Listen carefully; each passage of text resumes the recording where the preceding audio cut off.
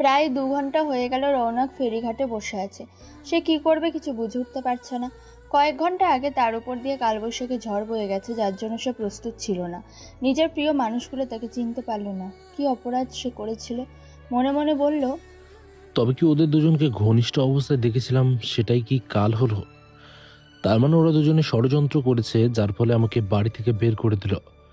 কিন্তু রাইসা বলে মেয়েটা তখন কি সুন্দর করে কথা বলল। প্রথম দেখাতেই মেয়েটাকে ভালো লেগে যায়। কিন্তু এ কেন এই কাজ করলো? ও তো অনেক ছোট। মেয়েটা কেন মিথ্যে বলল? ওকে দিয়ে তাহলে কি ওরা স্বার্থ সিদ্ধি করলো? এটা যদি সত্যি হয় তাহলে আমার আপু, আমার ভাই আর কি হবে? কিন্তু আমি কি করব? কেন আমায় ওরা বুঝলো না? আমি আমি কি সত্যি অপরাধী? রৌনক তখন বসে বসে কিছুক্ষণ আগে ঘটনা মনে করতে লাগলো। কিছুক্ষণ আগের ঘটনা। যদি কিছু মনে না করেন, আপনি কি নিধি আপুর দেবর, মানে তামিম ভাইয়ার ছোট ভাই রৌনক ভাইয়া? রাইসার কথা শুনে রৌনকের ভালো লেগে যায়। সে রাইসার মুখের দিকে তাকিয়ে থাকে এক দৃষ্টিতে। দৃষ্টিতে সে রাইসার মুখের দিকে তাকিয়ে থাকে এক দৃষ্টিতে। রাইসা পুনরায় জিজ্ঞাসা করলে রৌনক বলল, হুম, আমি রৌনক, তামিম আমার ভাইয়া। কিন্তু তুমি কে? আমি রাইসা, নিধি আপুদের পাশের বাড়িতে আমরা ভাড়া থাকি, আর আপুর কাছে প্রাইভেট পড়তাম। ও আচ্ছা, খুব ভালো। তারপর রৌনকের কাছ থাকায় সে চলে যায়। আর বারবার রাইসার কথাগুলো মনে করে। মেয়েটাকে তার কাছে খুব মিষ্টি লাগে। এদিকে তার দুলাভাই তাকে ডাকছে। রৌনক তার দুলাভাইয়ের কাছে যায় আর জিজ্ঞেস করে, দুলাভাই আমাকে ডেকেছিলেন? হ্যাঁ শালাবাবু, তোমার সাথে আমার কিছু কথা আছে। জি, বলুন। বিয়ে বাড়ির ব্যাপারে বুঝতেই পারছো, একটু খেতে চাই। নেশা না করলে ঠিক বিয়ে বাড়ি জমে না। আমি কি বলতে চাইছি তুমি নিশ্চয়ই বুঝতে পারছো। সাজিদার কথা বুঝতে পেরে রৌনক বলল, কিন্তু দুলাভাই, বাড়িতে লোকজন অনেক কাজ, এখন আমি যেতে পারবো না। গেস্টদেরকে দেখাশোনার দায়িত্ব ভাইয়া আমাকে দিয়েছে। রৌনকের কথা শুনে সাজিদ তাচ্ছিল্য করে বলল, বিয়ে বাড়ি তো কি হয়েছে, এই তো কটা লোক এসেছে। তুমি নিয়ে এসো, আর আমি এই চিলেকোঠার রুমে বসে নেশা করব। যতক্ষণ না পেট ভরবে ততক্ষণ আমার নেশা কাটবে না। কিন্তু আপু, মা আর ভাইয়া জানতে পারলে বকাবকি করবে। কেউ জানতে পারবে না, তুমি এখন যাও। কিছুটা জোর করে সাজিদ রৌনককে নেশা সামগ্রী কিনতে পাঠায়। রৌনক তাহের ইসলাম হলো আমাদের এই গল্পের নায়ক। রৌনকের বাবা মতিন ইসলাম ও মা হাসিনা বেগম। রৌনক যখন 10 বছরে তার বাবা মারা যায়। তার বাবার ইলেকট্রনিকের দোকান ছিল, যা এখন রৌনকের বড় ভাই তামিম দেখাশোনা করে। রৌনকের বয়স এখন 18 বছর। সে এবছর গ্রামে স্কুল থেকে উচ্চ মাধ্যমিক পরীক্ষা দিয়েছে। সেই সাথে সে আইটিআই কোর্সও করেছে। রৌনকরা 2 ভাই ও 1 বোন। তামিম সবার বড়, তার বয়স এখন 26 বছর। সে গ্র্যাজুয়েশন কমপ্লিট করে বাবার ব্যবসা দেখাশোনা করছে। তারপর বোন মিতালির বিয়ে হয়ে গেছে। তার মা হাসিনা বেগমের চাচাতো বোন ফৌজি বেগমের ছেলে সাজিদের সাথে। আবার সাজিদের বন্ধুর বোন নিধির সাথে তামিমের বিয়ে হয়েছে। আজকে তাদের রিসেপশন। নিধিরা 1 ভাই 1 বোন। নিধির ভাই আবিদের বন্ধু হলো সাজিদ। রাইসা এই গল্পের নায়িকা, বয়স 13 বছর, ক্লাস 7-এ পড়ে। ওরা নিধিদের পাড়াতে ভাড়া থাকে। রাইসার বাবা জুট মিলে কাজ করে। 2 বোন, রাইসা বড় আর নিশা ছোট। রাইসা ও নিশা 2 বোনে নিধির কাছে প্রাইভেট পড়তো। আর নিধিকে ওরা নিজের আপুর মতো ভালোবাসে। নিধি যা বলে ওরা তাই করে। তামিমের সাথে নিধির 6 মাসের সম্পর্ক। সাজিদ ওদের পরিচয় করিয়ে দিয়েছিল। তারপর তামিমের নিধিকে ভালো লেগে যায় এবং বিয়ের প্রস্তাব দেয়। নিধির আপত্তি থাকে না। 2 পরিবারের সম্মতিতে এই বিয়ে হয়। নিধিকে রাইসা তার শ্বশুর বাড়িতে রাখতে এসেছে। বিয়ের রিসেপশনে অনুষ্ঠান বাড়িতে অনেক অতিথি এসেছে। রৌনকের দুলাভাই সাজিদ নেশা করে। নেশা ছাড়া সে থাকতে পারে না। সাজিদের কথা মতো রৌনক নেশার জিনিস অর্থাৎ ড্রিঙ্ক কিনতে দোকানে যায়। সে যখন ব্যাগের মধ্যে লুকিয়ে নিয়ে আসছিল, হঠাৎ রাইসা ছুটে এসে রৌনককে ধাক্কা দেয়। রাইসা অনেকটা ইচ্ছাকৃতভাবে রৌনককে ধাক্কা দেয়, যার ফলে রৌনকের ব্যাগ থেকে মদের বোতল পড়ে যায়। রাইসা বলল, মদ? এই, তার মানে আপনি মদ খান? ছি! না, বিশ্বাস করো, আমি মদ খাই না। এটা আমি তো। কথাটা রৌনককে শেষ করতে দিল না, তার আগে রাইসা চিৎকার করা শুরু করে দেয়। রাইসার চিৎকারে অনেকে সেখানে ছুটে আসে। তামিম রাইসাকে উদ্দেশ্য করে বলল, কি হয়েছে রাইসা, এত চিৎকার করছো কেন? তামিমের কথা শুনে রাইসা ন্যাকামি করে বলল, আপনি তো বললেন আপনার ছোট ভাই খুব ভালো ছেলে। আমি তো তাই মনে করেছিলাম, কিন্তু আপনার ভাই ভালো ছেলে নয়। তারপরে ড্রিঙ্কের বোতল দেখে দিয়ে বলল, আমি এই রুমে ছিলাম, আর উনি এইগুলো আমাকে দিতে এসেছিল। বলল, আজকে তোমাতে আমাতে নেশা করব, তারপর দুজনেই মস্তি করব। আজকে ভাইয়া আর ভাবির বাসর রাত, শুধু ওরা দুজনে এনজয় করবে কেন, আমরাও করব। আমি যখন থেকে এসেছি তখন থেকেই আপনার ভাই আমার পেছনে লেগে আছে। বুঝতে পারছেন আপনার ভাইয়ের চরিত্র? রাইসার কথা শুনে তামিম রৌনকের দিকে তাকায়। রৌনক কিছু বলার আগে তামিম বলল, তুই একটা কথা বলবি না, তুই এত খারাপ ছেলে আমি জানতাম না। অবশ্য নিধি আমাকে অনেক আগেই তোর ব্যাপারে বলেছিল, আমি বিশ্বাস করিনি, কিন্তু আজকে সেটা প্রমাণিত হয়ে গেল। এর আগেও তুই রাইসাকে অনেকবার উল্টাপাল্টা কথা বলেছিস। কথাটা বলেই তামিম রৌনককে মারতে শুরু করে আর চিৎকার করতে থাকে। রৌনক বুঝতে পারে না, সে তো রাইসাকে চেনে না। এই প্রথম সে নিধির সাথে রাইসাকে দেখছে। শুনেছে নতুন ভাবিদের পাড়ায় ভাড়া থাকে আর ভাবির কাছে পড়তে আসে। আজকে সেই মেয়েটা তার নামে মিথ্যা অপবাদ দিচ্ছে। তামিমের চিৎকার শুনে ছুটে আসে রৌনকের মা হাসিনা বেগম। সে তামিমকে ধরে ফেলে আর বলে, তুই কি করছিস? ওকে এইভাবে মারছিস কেন? ও কি করেছে? তামিম তখন রাগে ফুঁসছে। সে রাগে কটমট করতে করতে তার মাকে বলে, তুমি জানো এই জানোয়ার রাইসাকে মদ খাওয়াতে চেয়েছে আর ওর সাথে নোংরামি করতে চেয়েছে। ওই ভয় পেয়ে চিৎকার করে ওঠে, তারপরে আমি এখানে চলে আসি। আমি ভাবতেই পারছি না আমার ভাই এত নোংরা হতে পারে। ও তো আমাদের সেই রনক হতেই পারে না। তোমার বাবার কত আদরের ছেলে আর আমাদের কত আদরের ছোট ভাই, তুমি বলো মা। তামিমের কথা শুনে হাসিনা বেগম একবার রৌনকের দিকে তাকালো, দেখলো রৌনকের চোখের জল। তারপর সে রৌনককে গিয়ে বলল, তুই চল রুমে, তোর সাথে আমার কথা আছে। মায়ের কথায় তামিম প্রতিবাদ করে আর বলে, মা, ও রুমে যাবে না, ও এক্ষুনি এই বাড়ি ছেড়ে চলে যাবে। বিয়েবাড়িতে সবাই দেখেছে ও কতটা অসভ্য, তাই আমি বলছি ও আর এই বাড়িতে থাকবে না। ওকে এক্ষুনি বাড়ি থেকে চলে যেতে বলো। তামিমের কথা শুনে হাসিনা বেগম বলল, কিন্তু বাবা, ঘটনাটা কি আমরা তো কেউ জানি না। রাইসা বলল বলেই তো হবে না। রনককে কিছু বলার সুযোগ দিতে হবে। আদৌ কি ঘটেছে? হাসিনা বেগমের কথা শুনে নিধি বলল, আপনি কি বলছেন? তার মানে রাইসা নাটক করছে? কোনো মেয়ে তার সম্মান নিয়ে নাটক করতে পারে? আমি নিজেও জানি। রৌনক মদের বোতল নিয়ে রুমে ঢুকেছিল, রাইসার চিৎকার করতেই রৌনক সাথে সাথে রুম থেকে বেরিয়ে যায়।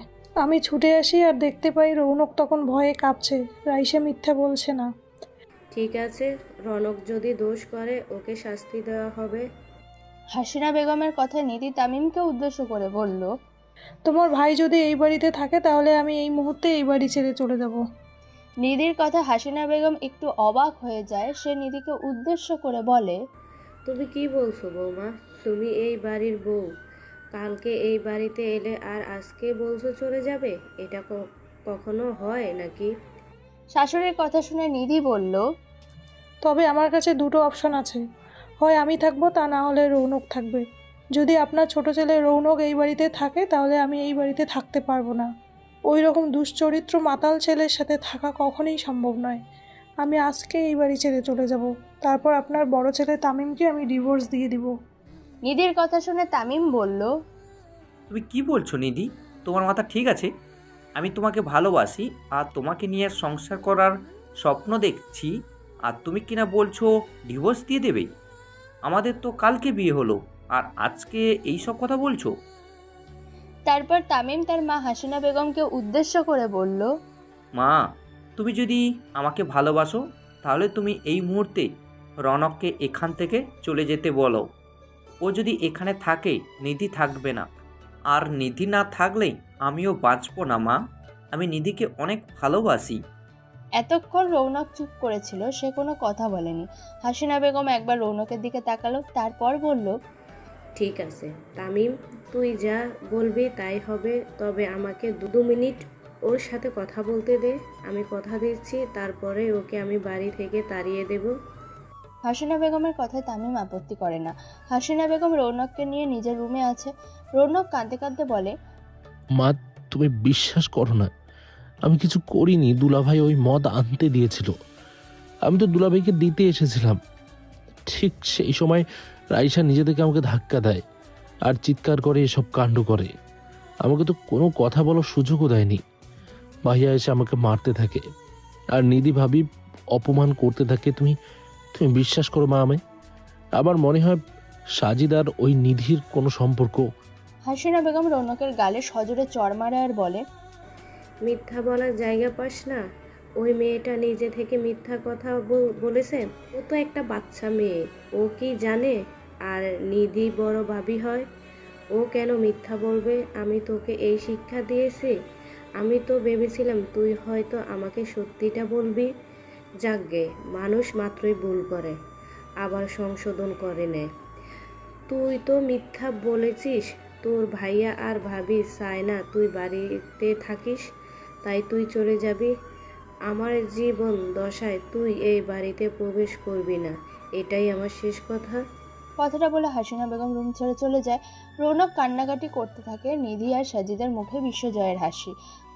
রৌনক তার আপু মিতালিকে খুব ভালোবাসে। সে তার আপুর কাছে এসে কাঁদতে কাঁদতে বলল, তুই বিশ্বাস কর আপু, আমি কিছু করিনি দুলা ভাই। কথাটা রৌনক শেষ করতে পারল না, তার আগে মিতালি ওখান থেকে চলে গেল। বড় ভাইয়ের বিয়েতে সব লোকের সামনে বাড়ির ছোট ছেলেকে এইভাবে অপমানিত হতে হলো। অনুষ্ঠান কোনোভাবে শেষ হলো। তারপরের দিন খুব সকালে রৌনককে আর খুঁজে পাওয়া যায়নি। ফেরিঘাটে বসে এসব নিয়ে যখন রৌনক চিন্তা করছিল, ঠিক তখন এক ভদ্রলোক তার পাশে এসে বসে আর বলে, তুমি ওপারে যাবে না? লঞ্চ তো ছেড়ে দেবে। ভদ্রলোকের কথায় রৌনক ভাবনার জগৎ থেকে ফিরে আসে। সে ভদ্রলোকের দিকে তাকিয়ে থাকে। জিজ্ঞাসা করলে সে বলে, হ্যাঁ আঙ্কেল, যাবো তো। আর কিছু না বলেই রৌনক লঞ্চে উঠে পড়ে। কিছুক্ষণ যাওয়ার পর লঞ্চে যাত্রীদের মধ্যে কোলাহল শোনা যায়। রৌনক কিছু বুঝতে পারে না। কেউ যেন বলে লঞ্চের ইঞ্জিনিয়ার আগুন লেগেছে। রৌনক সামনে গিয়ে দেখে সত্যিকারের আগুন লেগেছে। সমস্ত যাত্রীদের মধ্যে আতঙ্ক দেখা যায়। রৌনক সামনে এগিয়ে যায়। সে যেহেতু আইটিআই এ ইলেকট্রনিক নিয়ে পড়তো, তাই এই বিষয়টা সে কিছুটা জানতো। সে অতি সহজেই ইঞ্জিনের আগুন বন্ধ করে দেয়। সবাই খুশি হয়ে রৌনককে ধন্যবাদ দেয়। আবার লঞ্চ চলতে শুরু করে। যাত্রীরা সকলে খুব খুশি হয়। আজাদ বলে, সেই ব্যক্তি রৌনককে বলে, আচ্ছা, তুমি কি মেকানিক? কি করে করলে কাজ? আসলে আমি আইটিআই পড়ছিলাম, ওখান থেকেই আমাদের প্রশিক্ষণ দেওয়া হয়েছিল, আমি এখন সেটাই ব্যবহার করলাম। রৌনকের কথায় আজাদ খুব খুশি হলো আর বলল, বাহ, খুব ভালো তো। তা তোমার নাম কি? আমার নাম রৌনক ইসলাম। তুমি তাহলে আইটিআই কমপ্লিট করে ফেলেছো? কমপ্লিট বলতে চলছে। মাধ্যমিক দিয়ে ভর্তি হয়েছি আর সেই সাথে উচ্চ মাধ্যমিক পড়াশোনা করেছিলাম। একসাথে দুটো সামলাতে পারলে? বাড়ির কাছে স্কুল, তাই সমস্যা হয়নি। তাছাড়া আমাদের স্কুল থেকে ভোকেশনাল ট্রেনিং নিয়েছি, আইটিআই ভর্তি হয়েছি, আর কিছুদিন পরেই ফাইনাল পরীক্ষা। আমার বাবার ইলেকট্রনিকের দোকান, তখন থেকেই আমার এসব দিকে খুব নেশা। রৌনকের কথা শুনে আজাদ বলল, খুব ভালো। তাহলে এখন তুমি কোথায় যাচ্ছ?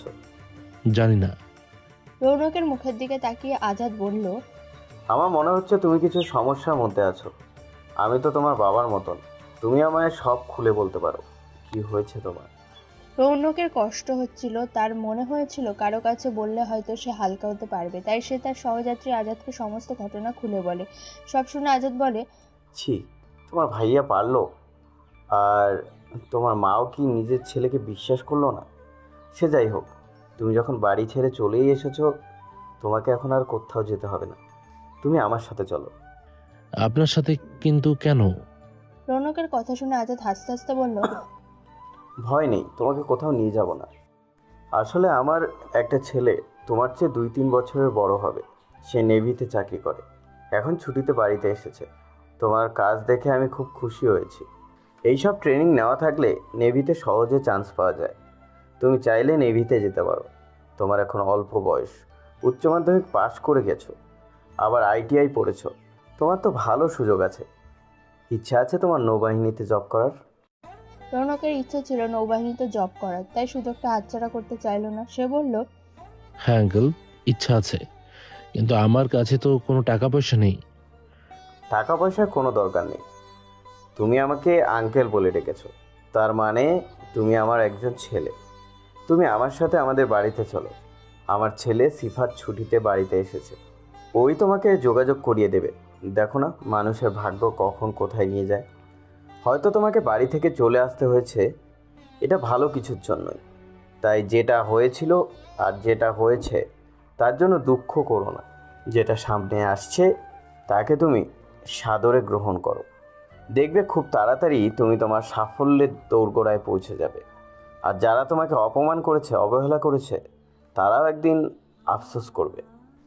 আজাদের কথা শুনে রৌনকের ভালো লাগে। সে কিছু বলতে পারে না। সে তার সাথে তার বাড়ি যাবার সিদ্ধান্ত নেয়। তাছাড়া কোনো উপায় নেই। সে ভেবেছিল ছোটো মামার কাছে যাবে, কিন্তু ওর কাছে অত টাকা নেই। মামা মুম্বাই থাকে। অনেকবার যেতে বলেছে, রৌনকের কখনো যাওয়া হয়নি। এবার যদি নেভিতে সুযোগ আসে, সে সব জায়গায় ঘুরবে। এইদিকে রৌনকের বড় আপু মিতালি তার মাকে গিয়ে বলল, মা, রৌনককে কোথাও দেখতে পাচ্ছি না। ও কি সত্যি বাড়ি ছেড়ে চলে গেল? মিতালির কথা হাসিনা বেগম কিছু বলল না। তখন মিতালি তার মাকে উদ্দেশ্য করে বলল, মা, তুমি কিছু কথা বলছো না কেন? তোমার রৌনককে এইভাবে বাড়ি থেকে চলে যাওয়ার কথা বলা উচিত হয়নি। আমাদের কিছু ভুল হচ্ছে মা। মিতালির কথা হাসিনা বেগম কাঁদতে কাঁদতে বলল, আমি সব জানি, কিন্তু আমার তো কিছু করার নেই। ফৌজি আপু আমার এত বড় ক্ষতি করবে আমি সেটা ভাবতেও পারিনি। কবে কি বলেছি ও সেটা এখনো মনে রেখেছে আর তার প্রতিশোধ নিচ্ছে। আমার প্রথম ভুল আমার চাচাতো বোন ফৌজিকে বিশ্বাস করা। ওকে বিশ্বাস করে যেদিন আমি তোকে সাজিদের হাতে তুলে দিয়েছি, সেদিন থেকে আমার সংসারের অমঙ্গল শুরু হয়ে গেছে। তারপর তামিম যেদিন বলল ও নিধিকে বিয়ে করবে, সাজিদ নাকি নিধির সাথে তামিমের পরিচয় করিয়ে দিয়েছে, তখনই আমি বুঝতে পেরেছি আর আমি আমার সংসারকে ধরে রাখতে পারবো না, সব শেষ হয়ে যাবে। তার চেয়ে ভালো রনক এখন থেকে চলে গেছে। ও থাকলে ওকে আরও কষ্ট দেবে, যা আমি মা হয়ে সহ্য করতে পারবো না। তারপর হাসিনা বেগম মিতালিকে জড়িয়ে ধরে বলল, আমি জানি তুই সুখী নেই সাজিদ, আর যাই হোক ও কখনো ভালো স্বামী হতে পারে না। তুই আর কতদিন নীরবে এসব যন্ত্রণা সহ্য করবি? 2 বছর বিয়ে হয়েছে, তুই কিছু না বললে আমি সব বুঝতে পারি। মায়ের কথা শুনে মিতালির চোখ দিয়ে 2 ফোঁটা নোনা জল গড়িয়ে পড়ে। সেও জানে সেও সুখে নেই, তবে চেষ্টা করছে, মানিয়ে নিচ্ছে যাতে একটু ভালো থাকতে পারে সে। তবু মায়ের কাছে সে কিছু বলল না, শুধু বলল, আমার মনে হচ্ছে রাইসা বলে মেয়েটা মিথ্যে বলছে। কেউ তো রাইসাকে দিয়ে এইসব কাজ করিয়েছে। রাইসা বাচ্চা মেয়ে, এতে ওর কোথাও দোষ নেই। তারপর কিছুক্ষণ থেমে মিতালি বলল, কিছু তো একটা মা আছে যেটা আমাদের চোখে ধরা পড়ছে না। মেয়ের কথা হাসিনা বেগম একটা দীর্ঘ নিঃশ্বাস ফেলল আর বলল, আমি কিছু বুঝতে পারছি না, সব কিছু যেন কী রকম মনে হচ্ছে আমার। এখন মাথা ঘুরছে, আমি একটু ঘুমাবো, তুই এখন যা। এদিকে প্ল্যান সাকসেস হয়েছে। খুব খুশি হয়ে ফৌজি বেগম বলল, আমি যা চেয়েছি ঠিক সেটাই হলো নিধি, তোকে চিন্তা করতে হবে না। এবার কাজ শুধু তামিমের সঙ্গে মিথ্যা অভিনয় কর। হাসিনার জন্য আমাকে ও আমার স্বামীকে অনেক অপমান সহ্য করতে হয়েছে। এর জন্য আমি বাপের বাড়িতে যেতে পারি না। আমি ওকে সুখে থাকতে দেব না, ওর সংসারটা শেষ করে দেব।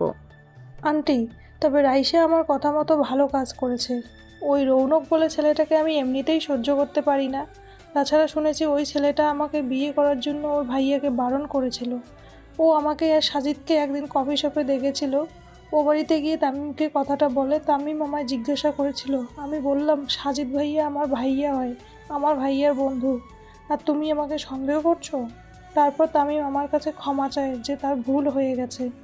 তখন আমি সন্দেহ করি ও যদি এই বাড়িতে থাকে তাহলে আমি আমার কাজকে সফল করতে পারবো না। তাই যেইভাবেই হোক ওই ছেলেকে বাড়ি থেকে তাড়াবই। হাসিনার কলিজাকে হাসিনার থেকে দূর করে দিয়েছি। আস্তে আস্তে ওর বড় ছেলে আর এই মিতালিকে তাড়াতে হবে। তারপর আমি দেখব হাসিনার চোখের জল আর ওর আর্তনাদ। ওর জন্য আমি আমার বাবা মার কবরও কোনোদিন গিয়ে মাটি দিতে পারিনি। ফৌজি বেগমের পুরনো রাগ ছিল হাসিনা বেগমের উপর। তার প্রতিশোধ নিতে চেয়েছিল আর আজকে সেটা সফল হতে চলেছে। হাসিনা বেগমের চাচাতো বোন হলেও ফৌজি বেগম হাসিনা বেগমকে সহ্য করতে পারে না। তার স্বামী মতিন হাসিনা বেগমকে খুবই ভালোবাসত। মতিন ইসলাম কর্মঠ ও সাহসী একটা যুবক ছিল। পরিশ্রম করে ইলেকট্রনিক্সের দোকান করেছিল, দোকানটা ভালোই চলে। সংসারের প্রতি দায়িত্ব ছিল প্রচুর, আর হাসিনা বেগম তার উপযুক্ত সহধর্মিণী ছিল। 3 ছেলে মেয়ে নিয়ে তারা ভালোই ছিল। হাসিনার থেকে ফৌজি বেগম 3 বছরের বড় ছিল। ফৌজি বেগম যখন অন্তঃসত্ত্বা সেই সময় ফৌজি বেগম খুব অসুস্থ হয়ে পড়ে, আর হাসিনা তার আপুর বাড়ি গিয়ে তার সেবা করছিল। ফৌজির স্বামী আক্তার হাসানের স্বভাব ভালো ছিল না, যে নানাভাবে হাসিনাকে বিরক্ত করত, যা হাসিনার পছন্দ ছিল না। সে কিছুদিন থাকার পর বাড়ি ফিরে যায়। বাড়ির লোকের কাছে কিছু না বললেও তার মায়ের কাছে বিষয়টা বলে। তার মা মেয়ের সম্মানের কথা ভেবে চুপ করে থাকে, কিন্তু ওর বাবা বিষয়টা জেনে যায়। সে আক্তার হোসেনকে আর ফৌজি বেগমকে নানা রকম কথা শোনায়, যা ফৌজি বেগমের ইগোতে লাগে। এমনকি বাড়িতে মেয়েকে খারাপ কথা বলে। ফৌজি বেগমের বাবা মা আক্তার হোসেনকে সাথে নিয়ে তার বাপের বাড়ি আসতে নিষেধ করে। ফৌজি বেগম তার স্বামীকে খুব ভালোবাসত। স্বামীর অপমান সে হজম করতে পারেনি। আক্তার হোসেন ও ফৌজি বেগমকে কোনোদিনও বাপের বাড়ি যেতে দেয়নি, যার ফলে ফৌজি বেগমের একটা রাগ ছিল হাসিনার উপর। আক্তার হোসেন মারা গেলেই হাসিনা এমনকি তার বাপের বাড়িও যায়নি। কিন্তু হাসিনা বেগমের স্বামী হঠাৎ রোড অ্যাক্সিডেন্টে মারা যায়। তার খবর পেয়ে ফৌজি বেগম তাদের বাড়িতে দেখতে আসে। তাই পুরনো শত্রুতা ভুলে হাসিনা বেগম ফৌজি বেগমের সাথে আবার মেলামেশা শুরু করে দেয়। ফৌজি বেগম হাসিনাদের বাড়ি আসে, আর মিতালিকে তার পছন্দ হয়। সে বলে তার ছেলে সাজিদের সাথে বিয়ে দিতে চায়। সাজিদকে দেখে হাসিনার ভালো লেগে যায়। সাজিদ সিভিল ইঞ্জিনিয়ারের ভালো বেতন পায়, দেখতে শুনতে ভালো। ফৌজি বেগমের উপর যে রাগ ছিল সেটাও অনেক আগেই হাসিনা বেগম ভুলে গেছে, কারণ আক্তার হোসেন অনেকদিন আগেই এই পৃথিবীর মায়া ছেড়ে চলে গেছে। তাই সবকিছু ভুলে সে রাজি হয়ে যায় সাজিদের সাথে মিতালির বিয়ে দিতে। পুরনো সম্পর্কটা আবার নতুন করে জোড়া লাগবে। রাইসা বাড়িতে এলে তার বোন নিশা বলল, কি রে আপু, বিয়ে বাড়ি কেমন কাটলো? ভালো, খুবই ভালো। জানিস নিশা, নিধি আপু আমাকে মায়ের চিকিৎসার জন্য 5,000 টাকা দিয়েছে। আপুর কথা শুনে নিশা বলল, 5,000 টাকা দিয়েছে? আপুর কি একটা কাজ করে দেওয়ার কথা ছিল, করে দিয়েছিস বলে? হ্যাঁ রে নিশা। কি কাজ আপু? তোকে বলা যাবে না, তবে কাজটা করতে আমার ভালো লাগেনি। ছেলেটা খুব ভালো ছিল রে, আমার সাথে কি সুন্দর কথা বলছিল। শুধু মা অসুস্থ বলে টাকার দরকার, তাই বাধ্য হয়ে কাজটা করেছি। আপুর কথা ছোট নিশা কিছু বুঝতে পারে না। সে জানে মা অসুস্থ, মাকে চিকিৎসা করাতে হবে। আপু টাকা জোগাড় করে ফেলেছে, তাই সে আর কিছু নিয়ে মাথা ঘামাতে চায় না। রায়শাকে নিধি বলেছিল তাকে 5,000 টাকা দেবে, যদিও এই বাড়ির ছোট ছেলেকে এই কথা বলতে পারে। রায়শা সরল মেয়ে, কদিন ধরে মায়ের শরীর খারাপ, ডাক্তার কিছু টেস্ট করতে বলেছে, টাকার জন্য করতে পারেনি। এদিকে তার বাবা যে মিলে কাজ করতো তা বন্ধ হয়ে গেছে। তার বাবার হাতে এখন টাকা নেই, তাই সে নিধির কথায় রাজি হয়ে যায়। সাজিদ আর নিধি মিলে প্ল্যানটা করে, যেভাবেই হোক রৌনককে এই বাড়ি থেকে তাড়াতে হবে। আর তার কথা মতো ওরা রাইসাকে বলির পাঠা করে। রাইসার বয়স মাত্র 13 বছর, সে ক্লাস 7-এ পড়ে। ছোট বোন নিশার বয়স 10 বছর। খুবই অভাবের সংসার, তাই 2 মাসের বাড়ি ভাড়া বাকি আছে, সেও দিতে পারছে না। নিধি ওদের পারিবারিক সমস্যা সবটাই জানতো, তাই সে সুযোগটাকে কাজে লাগানো। এদিকে বাবার সাথে এক অপরিচিত ছেলেকে দেখে আজাদের ছেলে সিফাত জিজ্ঞাসা করলো, বাবা, এই ছেলেটা কে তোমার সাথে? সিফাতের কথা শুনে আজাদ বলল, এর নাম রৌনক। এ তোর একটা ছোট ভাই, বন্ধুও ভাবতে পারিস। বাবার কথা কিছু বুঝতে না পেরে সিফাত বলল, আমি তোমার কথা কিছু বুঝতে পারছি না, তুমি খুলে বলো বাবা। আসলে আজকে লঞ্চ করে একটু বেনুবন গিয়েছিলাম, আর এর সাথে আমার ফেরিঘাটে আলাপ।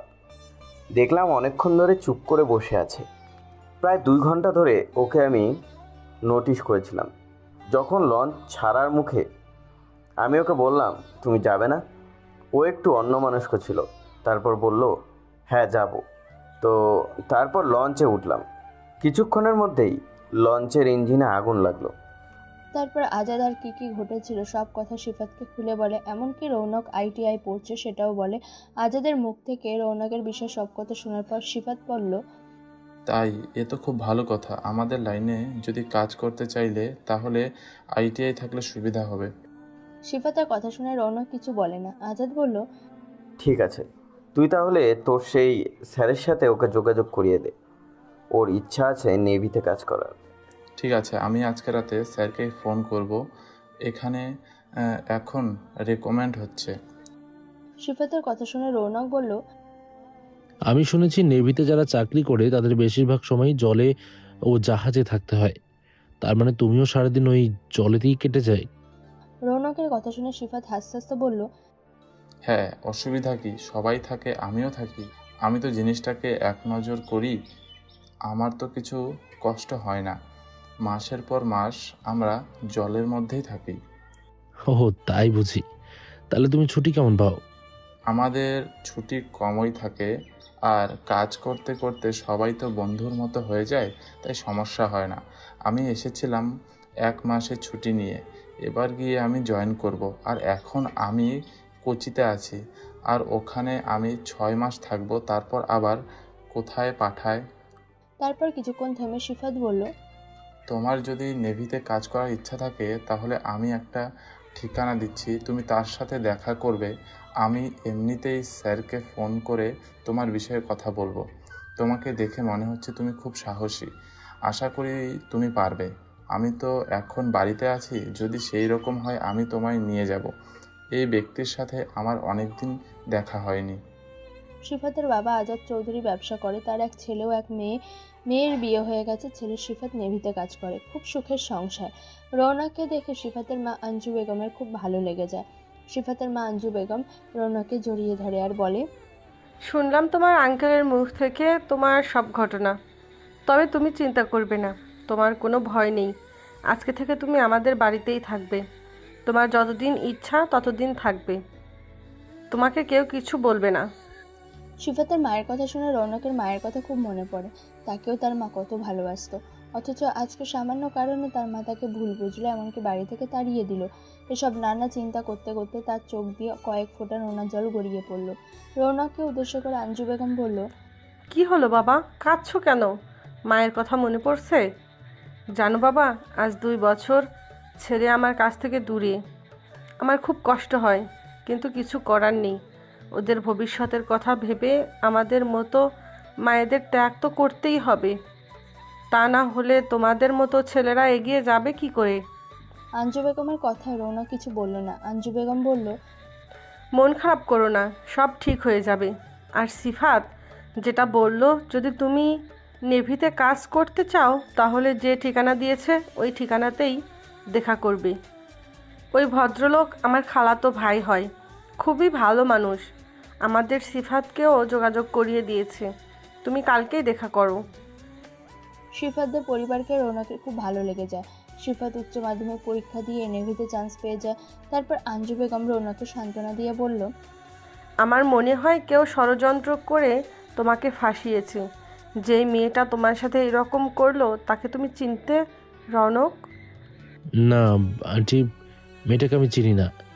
ভাইয়ার বিয়েতে প্রথম দেখেছিলাম। তাছাড়া যার সাথে ভাইয়ার বিয়ে হয়েছে সে আমার দুলা ভাইয়ার বন্ধুর বোন। বিয়ে বাড়িতে এক গাদা লোকের মাঝে ভাই আমাকে মারধর করলো, মা আমাকে অপমান করলো। খুব ছোটবেলায় বাবাকে হারিয়েছিলাম। এই মা আর ভাইয়া ছিল আমার জীবনের সব কিছু, কিন্তু তারা যখন আমাকে অপমান করলো আমার খুব কষ্ট হলো। এমনকি আমার আপু, যাকে আমি সব থেকে বেশি ভালোবাসি, সেও নীরবে সব কিছু দেখলো, একটা কথাও বলল না। কি দোষ করেছিলাম আল্লাহ? কেন আমাকে কষ্ট দিচ্ছে? আমার এক মামা, সে আমাকে খুব ভালোবাসে। মামা মুম্বাইয়ে থাকে। আমি ভেবেছিলাম ওখানে চলে যাব, কিন্তু আমার কাছে মাত্র 200 টাকা। এসব নিয়ে যখন চিন্তা করছিলাম তখনই আঙ্কেলের সাথে আমার পরিচয় হয়। আমাকে উদাসীন দেখে আঙ্কেল জিজ্ঞাসা করে, তারপর আমি ওনাকে সমস্ত কথা খুলে বলি। রৌনকের কথা শুনে আঞ্জু বেগম বলল, সিফাতের মতো তুমিও তো আমার একটা ছেলে, তুমি চিন্তা করো না। তুমি এখন কিছুদিন আমাদের বাড়িতে থাকবে, তারপর ওখান থেকেই সিফাত তোমাকে যে ঠিকানা করিয়েছে সে ঠিকানায় দেখা করো। যদি তোমার কাজ হয়ে যায় তখন আর সমস্যা হবে না। এখন নেভিতে ছেলে নিচ্ছে, তাই তুমি চেষ্টা করো। আর তুমি আমার বাড়িতে নিরাপদে থাকতে পারবে, কোনো সমস্যা হবে না, তোমায় কেউ কিচ্ছু বলবে না। কিন্তু আন্টি। রৌনককে কিছু বলতে না দিয়ে আঞ্জু বেগম বলল, কোনো কথা নয়, তুমি তো আমাকে আন্টি বলে ডেকেছো, আন্টি মানে তোমার এক মা। তারপর আঞ্জু বেগম কাজের মেয়েকে নির্দেশ দেয় রৌনককে একটা রুমে নিয়ে যেতে। সিফাতের সাথে রৌনকের খুব ভালো বন্ধুত্ব হয়ে যায়। তার 2 দিন পর সিফাত রৌনককে নিয়ে সেই ঠিকানায় যায়। জায়গাটা খিদিরপুর, যেখানে জাহাজ থেকে পণ্য নামানো হয়। সেখানে সেই ব্যক্তির অফিস আছে। সেই ব্যক্তির নাম সাদ্দাম আহমেদ। সিফাত পারমিশন নিয়ে ভেতরে ঢুকলো। সাদ্দাম ওকে বসতে বলল। সাদ্দামের বয়স 32 বছর, খিদিরপুরের ডকের সুপারভাইজার। রৌনককে দেখে সাদ্দাম সিফাতকে বলল, হ্যাঁ সিফাত বল, হঠাৎ কি মনে করে? সেদিন ফোন করেছিলি কিন্তু আমি ব্যস্ত থাকায় তুলতে পারিনি। যাই হোক, এসেছো যখন ভালো হয়েছে। আজ অনেক দিন পর তোমাকে দেখেছি, ভুলেই তো গেছো। সাদ্দাম আহমেদের কথা শুনে সিফাত বলল, আসসালামু আলাইকুম স্যার, কেমন আছেন? ওয়ালাইকুম সালাম, আলহামদুলিল্লাহ আমি ভালো আছি। আর তোমার পাশে এই ছেলেটাকে? তারপর সিফাত রৌনককে দেখে বলল, স্যার ও আমার নিজের ছোট ভাই। সিফাতের কথা বুঝতে না পেরে সাদ্দাম আহমেদ বলল, আমি তোমার মাকে চিনি, আমাদের সম্পর্কে আত্মীয়। আমি যতটা জানি তুমি বাবা মার একমাত্র সন্তান। তোমার এক আপু, তাও বিয়ে হয়ে গেছে। তাহলে তোমার নিজের ছোট ভাই হলো কি করে? সাদ্দাম আহমেদের কথা শুনে সিফাত হাসতে হাসতে বলল, সবসময় রক্তের সম্পর্ক থাকলেই তবেই সম্পর্ক হবে, তা না হলে হবে না। তা কেন হবে? অনেক সময় নিজের লোকের থেকেও অপরিচিত লোকেরা অনেক সময় প্রিয় হয়ে ওঠে। তা এখন ওসব কথা ছাড়ো, বলো কেন এসেছো, আর তোমার কাজ কেমন চলছে? কাজ ভালোই হচ্ছে স্যার। বলছিলাম এখন এই লাইনে কোনো রিকমেন্ড হচ্ছে না। ফর্ম বেরিয়েছে, সবাই ফর্ম ফিল আপ করেছে, খুব তাড়াতাড়ি লোক নেওয়া হবে। তারপর সিফাত রৌনককে দেখিয়ে বলে, স্যার এর নাম রৌনক ইসলাম। গত 2 দিন আগে বাবা এটা কাজে বেনুবন গিয়েছিল, আর এর সাথে ফেরিঘাটে আলাপ ও সেই লঞ্চে উঠেছিল। হঠাৎ লঞ্চে আগুন লেগে যাত্রীরা ভয় পেয়ে গিয়েছিল। রৌনক খুব বুদ্ধির সাথে ইঞ্জিনিয়ারের আগুন বন্ধ করে এই আইন করেছে। যদি এখনও কমপ্লিট করতে পারেনি, তবে উচ্চ মাধ্যমিক পাশ করেছে। ওর টেকনিক্যাল লাইন খুব ভালো, আর ওর খুব ইচ্ছা নেভিতে জব করবে। তাই বলেছিলাম স্যার, তাহলে যদি ফর্ম ফিল আপ করবে। সিফাতের কথা শুনে সাদ্দাম আহমেদ বলল, হ্যাঁ অবশ্যই, এত দেরি কেন করছো? আইটিআই যখন ট্রেনিং দিচ্ছে, আর ইলেকট্রনিক বিষয়ে ভালো জ্ঞান আছে, এই ছেলে তো আগে চান্স পাবে। অনলাইনে ফর্ম ফিল আপ চলছে, আবেদন করে দিতে পারো। তারপর সাদ্দাম আহমেদ রৌনককে উদ্দেশ্য করে বলল, রৌনক রাইট? সাদ্দাম আহমেদের কথা শুনে রৌনক বলল, হ্যাঁ স্যার। দেরি করো না, খুব তাড়াতাড়ি আবেদন করে ফেলো। আর তোমার উচ্চ মাধ্যমিকের রেজাল্ট, অ্যাডমিট সার্টিফিকেট দরকার আছে। আর আইটিআই এডুকেশনাল ট্রেনিংগুলো তোমার নেওয়া আছে, সেই সার্টিফিকেটগুলো অবশ্যই জমা দেবে। হ্যাঁ স্যার, অনেক ধন্যবাদ, আপনি আমার অনেক উপকার করলেন। আমাকে আজ পর্যন্ত কেউ ধন্যবাদ দেয় না, সবাই স্বার্থপরের মতন মুখ ফিরিয়ে নেয়। যেমন তোমার বন্ধু যখন জবটা পারেনি, তখন আমাকে কত ফোন করতো, এখন আর ফোনই করে না। তবে এখানে আমার কোনো দুঃখ নেই, আমি কিছুই করি না, শুধু লোককে সুপারিশ করি, যে যার ভাগ্যে আর মেধা নিয়ে এগিয়ে যায়। আমি উপলক্ষ মাত্র, তবে আমি নিশ্চিত তুমি জবটা অবশ্যই পাবে। রৌনকের পাশে বসে সিফাত মজা করে বলল, ঠিক আছে স্যার, আমি যখন বিয়ে করব তখন আপনাকেও আপনার পরিবারকে দাওয়াত করব। সিফাত বিয়ে ঠিক হয়ে গেছে নাকি? এই সবে ভালো লাগা শুরু করেছে, এখনও ভালোবাসা হয়নি। আগে হোক, তারপর দেখা যাবে। এখনও 5 বছর অপেক্ষা করতে হবে। এ তো সবে 21 বছর বয়স, 26-এর আগে আগে বিয়ে করছি না। সিফাতের কথা শুনে রৌনক, সাদ্দাম আহমেদ সকলেই হেসে ওঠে। তারপর সাদ্দাম বলে, আর কদিন ছুটিতে আসো সিফাত? আর মাত্র 10 দিন, 1 মাসের ছুটিতে এসেছিলাম। মায়ের আদর খেতে খেতে 20 দিন চলে গেল। এইসব জায়গায় ছুটি এরকমই। ওরা আরো কিছুক্ষণ কথা বলে তারপর উঠে পড়ে। রৌনক সিফাতকে বলল, ভাইয়া তুমি কি মজা করতে পারো? শুধু আমি নয় স্যার, খুব মজার মানুষ। আমরা তো একসাথে জাহাজে থাকি, এভাবে আমরা সকল সহকর্মীদের সাথে মজা করি। সবাই পরিবারকে ছেড়ে যায়, তাই একটু কষ্ট হয়। আমার একসাথে থাকতে থাকতে হাসি ঠাট্টা করতে করতে মনটা অনেকটাই ভালো থাকে। জানো, রৌনক স্যার খুব হাসি খুশি থাকে ঠিকই, কিন্তু দাম্পত্য জীবনে সুখী নয়। ওর মিসেস একটা 2 বছরের বাচ্চাকে রেখে অন্য একজনের সাথে বাড়ি থেকে চলে গেছে। স্যার অনেক খুঁজেছে কিন্তু পায়নি। পরে খবর পেয়েছি সে নাকি আবার বিয়ে করে মালয়েশিয়ায় আছে। স্যার এখন বিয়ে করেনি, একাই বাচ্চাকে মানুষ করছে। স্যারের মাও খুব ভালো মানুষ, অনেকবার স্যারকে বিয়ের কথা বলেছে কিন্তু স্যার রাজি হয়নি। বলেছে একবার যখন সুখ হলো না আর সে দ্বিতীয়বার বিয়ে করবে না। বাচ্চা মেয়েটাকে নিয়ে আছে, বাচ্চাটা এখন 6 বছর বয়স। আমার মায়ের দূর সম্পর্কে খালাতো ভাই হয়, কিন্তু আমি ওনাকে মামা বলি না, স্যার বলি। এদিকে নিধির আচরণে হাসিনা বেগম খুবই বিরক্ত। সে বুঝতে পারছে কিছু একটা ঘটছে। সাজিদ নিয়মিত বাড়িতে আসে। তামিম দুপুরে বাড়িতে এলে হাসিনা বেগম বলে, তামিম, নিধির আচরণ আমার ভালো ঠেকছে নয়। এই তো সবে কদিন বিয়ে হয়েছে, এখনই নিজের মর্জি মতো চলছে। আমার তো কোনো কথা শুনেই না। কালকে সাজিদের সাথে কোথায় ঘুরতে চলে গেল, আমাকে বলার প্রয়োজন মনে করলো না। মায়ের কথা শুনে তামিমের মনটা খারাপ হয়ে গেল। সে বলল, মা, তুমি কিছু বলো, নিধি শুনলে অশান্তি করবে। আমার অশান্তি ভালো লাগে না মা। তা বলে তুই নিধিকে কিছু বলবি না? মায়ের কথা তামিম কোনো উত্তর দেয় না। তামিম প্রসঙ্গ পাল্টে মাকে বলে, মা, তোমার কাছে 10,000 টাকা আছে?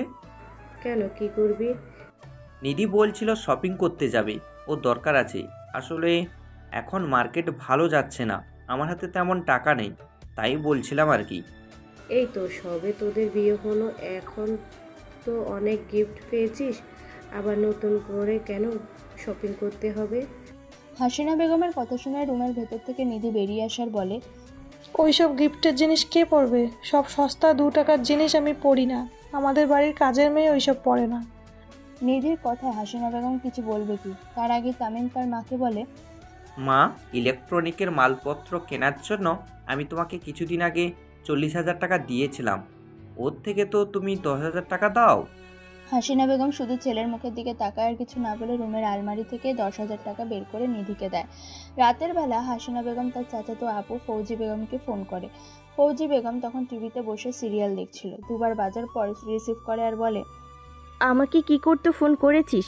মেয়ের খবর যদি জানার ইচ্ছে থাকে তা মেয়েকে ফোনটা করতে পারিস। ফৌজি বেগমের কথা হাসিনা বেগম বলল, দরকার তোমার সাথে, মেয়ের সাথে নয়, তাই ফোন তোমাকে করেছি। যখন মেয়ের সাথে দরকার পড়বে তখন নিশ্চয়ই মেয়েকে ফোন করব। হাসিনা বেগমের কথায় ফৌজি বেগম বিরক্ত হয় আর বলে, বলে ফেল আর আমাকে উদ্ধার কর। আপা, আমি তোমার কি ক্ষতি করেছিলাম যে তুমি আমার এত বড় সর্বনাশ করলে? তুই মনে করে দেখ কি ক্ষতি করেছিলি। আপা, অত পুরনো কথা তুমি মনে রেখেছো? তাছাড়া তোমার স্বামী ভালো চরিত্রের লোক ছিল না। তবু সে আমার স্বামী ছিল, আর তোর সাথে এমন কিছু খারাপ ব্যবহার করিনি, শুধু মজা করেছিল। দুলাভাই হতো তাই মজা করেছিল। আর তুই কি করলি? আমার বাপের বাড়ি যাওয়ার পথটাও বন্ধ করে দিলি। কথাটা যদি মজা করে বলতো তাহলে ঠিক ছিল, কিন্তু ওটা মজা ছিল না। তুই তো খুব ভালো মানুষ ছিলিস, তাই বেছে বেছে তোকে খারাপ কথা বলেছিল আমার স্বামী। দুনিয়ায় আর কোনো মেয়ে ছিল না। তুই যেমন আমার বাপের বাড়ি থেকে আমাকে দূরে সরিয়ে রেখেছিলিস, আমিও তাই তোর সন্তানদের তোর থেকে দূর করে দিচ্ছি। আমি তোকে ভালো থাকতে দেব না। এই তো সবে শুরু, তোর এখনো অনেক দেখার বাকি আছে, শুধু অপেক্ষা কর। কথাটা বলে ফৌজি বেগম ফোনটা কেটে দেয়। হাসিনা বেগম নীরবে কয়েক ফোঁটা জল ফেলে।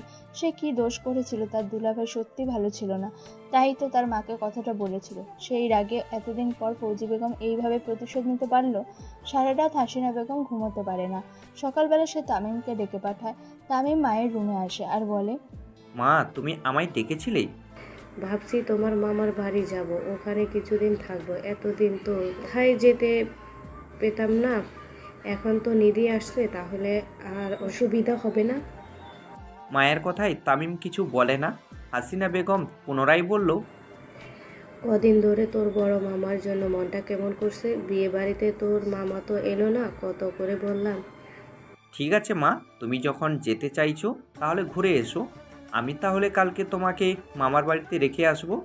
আর তুমি বেশি দিন থাকবে না মা, তোমাকে ছাড়া আমি থাকতে পারবো না। কিছুদিনের মধ্যেই তুমি চলে আসবে।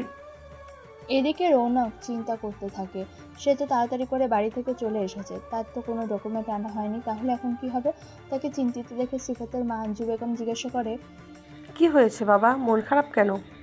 আসলে আন্টি, আমি তো তাড়াতাড়ি করে বাড়ি থেকে চলে এসেছি, তাই আমার ডকুমেন্টগুলো কিছু আনতে পারিনি, কিন্তু এখানে চাকরির ক্ষেত্রে ওগুলো আগে দরকার। আজকে আমি সিফাত ভাইয়ের সাথে সেই ভদ্রলোকের সাথে দেখা করতে গিয়েছিলাম। ওই ভদ্রলোক ডকুমেন্ট জমা দিতে বলেছে, তাই আমি ভাবছিলাম কি করে ওই ডকুমেন্টসগুলো নিয়ে আসবো। রৌনকের কথা শুনে আঞ্জু বেগম বলল, এতে মন খারাপ করার কি আছে? তুমি বাড়িতে ফোন করো, তুমি বলবে আমি একটা কাজ পেয়ে গেছি, তাই ডকুমেন্টগুলো আমার দরকার। ডকুমেন্টগুলো কোথায় আছে তোমার বাড়ির লোক জানে তো? বাড়ির লোক বলতে আমার আপু সব জানে। আপুকে ফোন করে বলো। তাছাড়া তোমার আপু তো তোমায় কিছু বলেনি, তুমি আপুর নাম্বার জানো তো? আমি ফোন দিচ্ছি, তুমি আপুর সাথে কথা বলো, আর বলো বাড়িতে কিছু না বলে ডকুমেন্টগুলো যেন তোমাকে পাঠিয়ে দেয়। ঠিক আছে আন্টি, আমি দেখছি। এদিকে মিতালির মন খারাপ, ছোট ভাই বাড়ি ছেড়ে চলে গেছে, তার কিছু ভালো লাগছে না। আজ 2 বছর তার সাথে সাজিদের বিয়ে হয়েছে, সম্পর্কটা অগোছালো, সে এখনও সাজিদকে বুঝে উঠতে পারেনি। এরকম নানা রকম চিন্তা যখন করছে, ঠিক তখন তার ফোনটা বেজে ওঠে। তাকে অপরিচিত নাম্বার থেকে ফোন করে, সেই ফোনটা রিসিভ করতে ওপাশ থেকে এক পরিচিত কণ্ঠস্বর শোনা যায়। মিতালির মনটা আনন্দে ভরে ওঠে, সে কিছুটা উত্তেজিত হয়ে বলল, ভাই তুই কেমন আছিস রে রৌনক? আপুর কণ্ঠ শুনে রৌনক কিছুক্ষণ কথা বলতে পারে না, তারপর সে বলে, আমি ভালো নেই আপু, কেন আমাদের সাথে এরকম হলো? রৌনকের কথা শুনে মিতালি কেঁদে ফেললো আর কাঁদতে কাঁদতে বলল, আমি জানি না রে ভাই, আমি কিচ্ছু জানি না, সব কিছু আমার মাথার উপর দিয়ে যাচ্ছে। রৌনক দেখলো তার আপু কান্নাকাটি করছে, সে তাকে শান্ত করার জন্য বলল, আপু, মা ভাইয়া ওরা কেমন আছে? তোকে ছেড়ে সবাই কি করে ভালো থাকবে বল? তুই যে আমাদের কলিজা, তুই কোথায় আছিস ভাই? আছি এক জায়গায়, এরা খুব ভালো মানুষ। তারপর রৌনক তার আপুকে সমস্ত ঘটনা খুলে বলল। সব শুনে তার আপু বলল, এ তো খুব ভালো কথা, তোরও তো ছোট থেকে ইচ্ছা ছিল নেভিতে চাকরি করবি, জলে জলে ঘুরবি, তুই তো বলতিস। তাহলে এই সুযোগ হাতছাড়া করিস না, সুযোগ যখন এসেই গেছে তাকে কাজে লাগা। কিন্তু আপু, একটু সমস্যা হচ্ছে। আমি তো তাড়াতাড়ি বাড়ি থেকে চলে এসেছিলাম, আমার ডকুমেন্ট কিছু নিয়ে আসিনি। তুই আমার রুমে গিয়ে আলমারির ভেতর থেকে ওগুলো আনতে পারবি? আমি ফেরিঘাটে যাব, আর তুই যেভাবেই হোক আমাকে পৌঁছে দিবি। আর কেউ যেন কোনোভাবে জানতে না পারে, মা তো আমাকে ওই বাড়িতে যেতে নিষেধ করেছে। মা রাগে বলেছে, মায়ের উপর রাগ করিস না। আমি তো জানি তুই চলে যাওয়ার পথে মায়ের কি অবস্থা হয়েছিল। আমি তার পরের দিনই ওই বাড়ি থেকে চলে এসেছি। আমার ওই বাড়িতে থাকতে ভালো লাগে না, যেখানে আমার ছোট ভাই নেই সেখানে আমি কি করে থাকবো বল? তারপর কিছুক্ষণ দুজনে চুপচাপ। মিতালি বলল, ঠিক আছে, আমি কাল সকালে ওখানে যাব, তোর ডকুমেন্টগুলো নিয়ে আসব, যেভাবে হোক আমি তোকে পৌঁছে দেব। তুই অনেক বড় হ ভাই। আর রাইসা বলে মেয়েটা কত ছোট, ও কি করে তোর নামে এত বদনাম দিতে পারে? আমার কি মনে হয় জানিস, কেউ আছেই পিছনে। আপু, সব ছেড়ে দে, যা হবার হয়েছে, যা হারাবার আমি তো হারিয়েছি। আমি তো আর চাইলে সেগুলো ফিরে পাবো না। তবে আমি যেটা বললাম তুই সেটা করবি। কালকে যেভাবে হোক বিকেল 5টার মধ্যে চলে আসবি। রাতের বেলা সাজিদ বাড়ি এলে মিতালি বলল, কালকে আমি একবার ওই বাড়িতে যাব। কেন? তুমি তো কদিন আগেই বাড়ি থেকে এলে, আবার ওই বাড়িতে যেতে হবে কেন? আসলে রৌনক চলে যাওয়ার পর মা খুব ভেঙে পড়েছে, মায়ের জন্য মনটা কেমন করছে। আমি একবার মাকে দেখতে যাব। কবে ফিরবে? কালকে ফিরে আসতে পারি। তারপরের দিন মিতালি সকালবেলা বাপের বাড়ি যায়, গিয়ে দেখে নিধি তার মাকে নানা রকম কথা শোনাচ্ছে। নিধি বলছে, আপনার ছোট ছেলে এই বাড়িতে যেন জীবনে না আসে। ও যা কাজ করেছে ওতে জঘন্য। একটা 13 বছরের ছোট মেয়েও কি ওকে পর্যন্ত ছাড়লো না। মিতালি নিধির সব কথা শুনতে পায়। মিতালি বলল, কে দোষ করেছে আর কে করেনি সময় হলেই সব সামনে আসবে। আকস্মিক মিতালিকে দেখে হাসিনা বেগম বলল, মিতালি তুই হঠাৎ? হ্যাঁ মা, তোমার জন্য মন কেমন করছিল তাই তোমায় দেখতে এলাম। খুব ভালো করেছিস। আমিও কালকে তোর মামার বাড়ি যাব। কদিন ধরে তোর বড় মামা ফোন করছে, শরীরটা ভালো নেই, তাই ভাবছি কিছুদিনের জন্য ওখানে ঘুরে আসবো। তাই করো মা। তারপর মিতালি তার মার কাছ থেকে রৌনকের রুমের চাবি চায় আর বলে, মা, রৌনকের রুমের চাবিটা আমাকে দাও। কেন, কি করবি? আমি ওর রুম থেকে ঘুরে আসব। হাসিনা বেগম কিছু না বলে চাবিটা নেয়। মিতালি চাবি খুলে তার ভাইয়ের কথা মতো আলমারি থেকে সমস্ত ডকুমেন্ট ব্যাক করে দুপুরে খাওয়া দাওয়া করে সে তার মাকে বলে, মা, আমি বাড়ি চলে যাব। কদিন ধরে মাথাটা ঘুরছে, তাই ভাবছি একবার ডাক্তারের কাছে যাব। যদি হয়ে যায় তাহলে এখানে আসতে পারি, তাহলে আমি বাড়ি চলে যাব। এই এলে এরই মধ্যে চলে যাবি? আজকে রাতে থেকে যা, আমি তো কালকে বিকালে তোর মামার বাড়ি যাব। ঠিক আছে মা, ডাক্তার দেখিয়ে যদি আমার হয়ে যায় তাহলে আমি এখানে ফিরে আসতে পারি। আধ ঘন্টা আগেই পৌঁছে গেছে রৌনক। রৌনককে দেখে মিতালি খুব কান্নাকাটি শুরু করে দেয়। রৌনক বলল, আপু কান্নাকাটি করিস না, তুই আমাকে ডকুমেন্টগুলো দে, এগুলো আমার খুব প্রয়োজন। আর তুই ভালো থাকবি, মা ভাইয়াকে দেখবি। আমি তো তোদের জন্য কিছু করতে পারলাম না। আরও কিছুক্ষণ দুই ভাই বোনে কথা বলে রৌনক ডকুমেন্টগুলো নিয়ে সেখান থেকে চলে যায়। তারপরে নেভি চাকরির পরীক্ষায় বসে, খুব তাড়াতাড়ি পেয়েও যায় চাকরি। তার প্রথম পোস্টিং হয় মুম্বাই। রাতের বেলা জাহাজের মধ্যে বসে আছে রৌনক। রৌনককে দেখে তার কলিগ তাহের বলল, কি ব্যাপার, মন খারাপ? কেউ আছে নাকি, না পরিবারের জন্য মন খারাপ করছে? তাহেরের কথায় রৌনক হাসলো আর বলল, না, সেরকম কেউ নেই। এখন তো ভাই ছুটি পাবে না, এখন ছুটি পেতে 6 মাস, তবে চাইলে ফোনে কথা বলতে পারো। তাহেরের কথায় রৌনক কিছু বলে না। রৌনক নেভিতে ইলেকট্রনিক ডিপার্টমেন্টে কাজ পায়।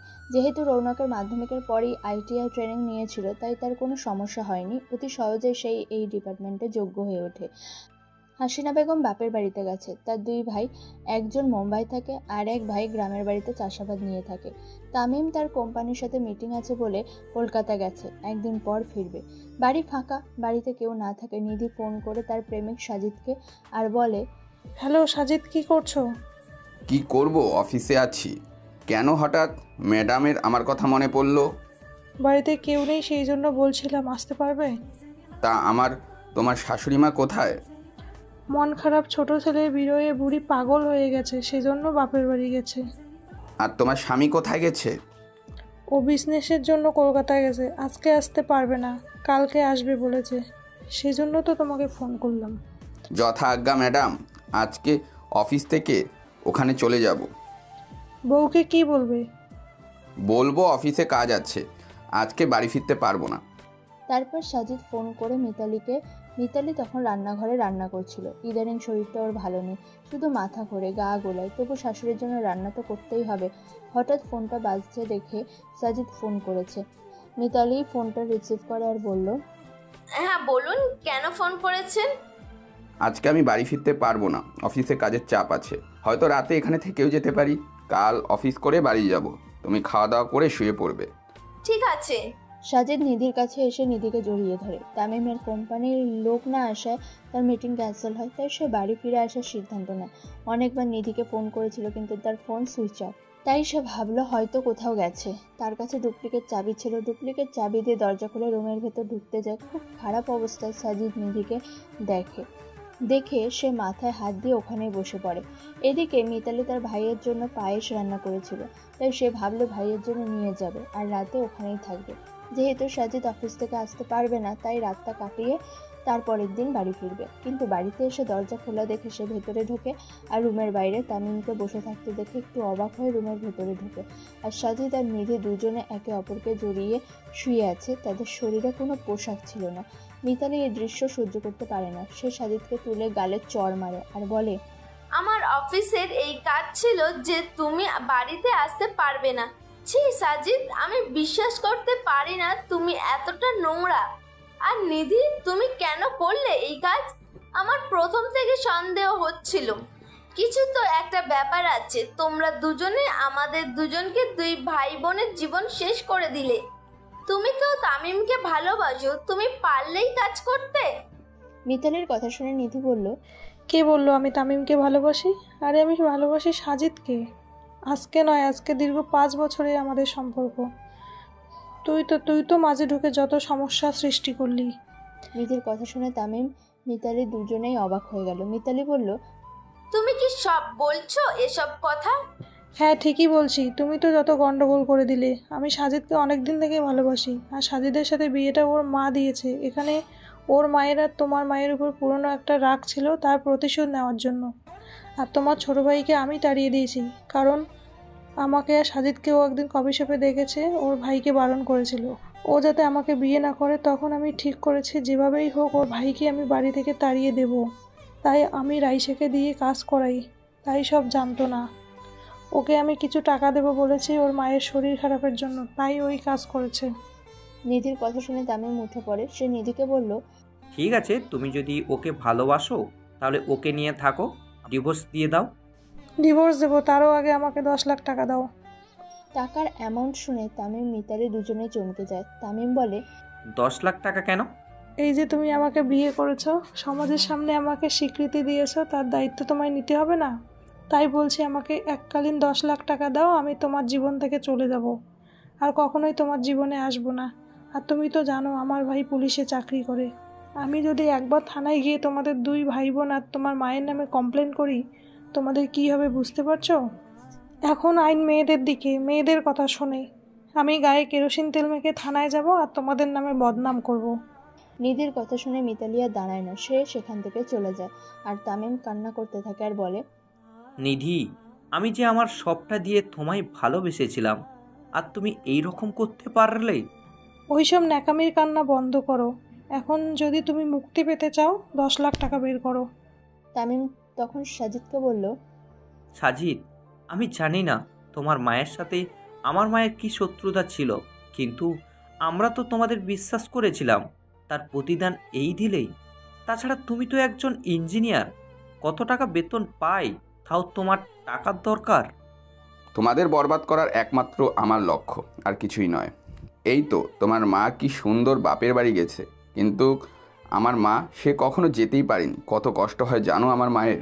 আমরাও আজ পর্যন্ত কখনো মামা বাড়ি যেতে পারিনি, শুধু তোমাদের জন্য। তোমার মা আমার বাবার নামে মিথ্যা বদনাম দিয়েছিল, আমার নানু ও নানি আপত্তি করে, যার ফলে আমার মা বাবা, এমনকি আমরাও কোনোদিন যাইনি সেখানে। আর তার জন্য দায়ী ছিল তোমার মা। সাজিদের কথা শুনে তামিম ওখানেই বসে পড়ে, তার মুখের কথা হারিয়ে যায়। এদিকে মিতালি শ্বশুরবাড়ি ফিরে যায় না, কি করবে বুঝে উঠতে পারে না। সে স্টেশনে চলে যায় আর চলন্ত ট্রেনে ওঠার চেষ্টা করে, কিন্তু উঠতে না পেরে সে পড়ে যায় আর পেটে আঘাত লাগে। সে দাঁত মুখ খিঁচে ব্যথা নিবারণের চেষ্টা করে। চারপাশটা অন্ধকার থেকে সাথে সাথে পাশে দাঁড়িয়ে থাকা এক ব্যক্তি তাকে ধরে ফেলে আর বলে, আপনি কি পাগল হয়ে গেছেন? এভাবে কেউ ট্রেনে ওঠে? তারপর মিতালিকে এক জায়গায় বসায় আর জল দেয়। জিজ্ঞাসা করে, কোথায় যাবেন আপনি? অনেক কষ্ট মিতালি উত্তর দেয়, আমি জানি না। সাদ্দাম আহমেদ আর কিছু বলবে কি, তার আগেই দেখে মিতালি চোখ বুজে ফেলেছে। সাদ্দাম আহমেদ জিজ্ঞাসা করলে কোনো কথা বলতে পারে না। প্ল্যাটফর্মে আরও লোক জড়ো হয়ে যায়। কেউ বলে মেয়েটা অজ্ঞান হয়ে গেছে। সাদ্দাম আহমেদ কি করবে বুঝতে পারে না। আশেপাশে কোথাও পুলিশ দেখতে পায় না। প্ল্যাটফর্মে লোকেরা বলে অনেক কষ্ট পাচ্ছেন, ওনাকে হাসপাতালে দিতে হবে। সাদ্দাম সিদ্ধান্ত নেয় যা হবে পরে দেখা যাবে, আগে মেয়েটাকে হাসপাতালে ভর্তি করবে। জ্ঞান ফিরলে তখন বাড়ির লোককে খবর দেবে। সাথে সাথে মিতালিকে হসপিটালে ভর্তি করা হয়। ওই হসপিটালে ডাক্তার নিজাম সাদ্দাম আহমেদের পরিচিত। ডক্টর চেক আপ করে বলে, উনি মনে হয় প্রেগনেন্ট ছিলেন, পেটে আঘাত পেয়েছে, সেজন্য পেন হচ্ছে। আলট্রাসোনোগ্রাফি করতে হবে, তারপর আমরা কনফার্ম হব। ঠিক আছে, আপনার ব্যবস্থা করুন, যা খরচ হয় আমি দেব। পেশেন্ট আপনার কে হয়? কেউ হয় না। তারপর সাদ্দাম আহমেদ ঘটে যাওয়া সমস্ত ঘটনা ডক্টর নিজামকে খুলে বলল। মিতালি খুব ভোরে থেকে ব্লিডিং শুরু হয়ে যায়। ডাক্তার বুঝতে পারে বাচ্চা নষ্ট হয়ে গেছে। ডাক্তার নিজাম সাদ্দাম আহমেদকে বলল, সরি মিস, কারেজ হয়ে গেছে, আমরা মেডিসিন দিচ্ছি, আপনি ওনার কাছ থেকে বাড়ির ঠিকানা নিন, ওনাকে এইখানে পাঠিয়ে দিন, ওনার রেস্টের প্রয়োজন।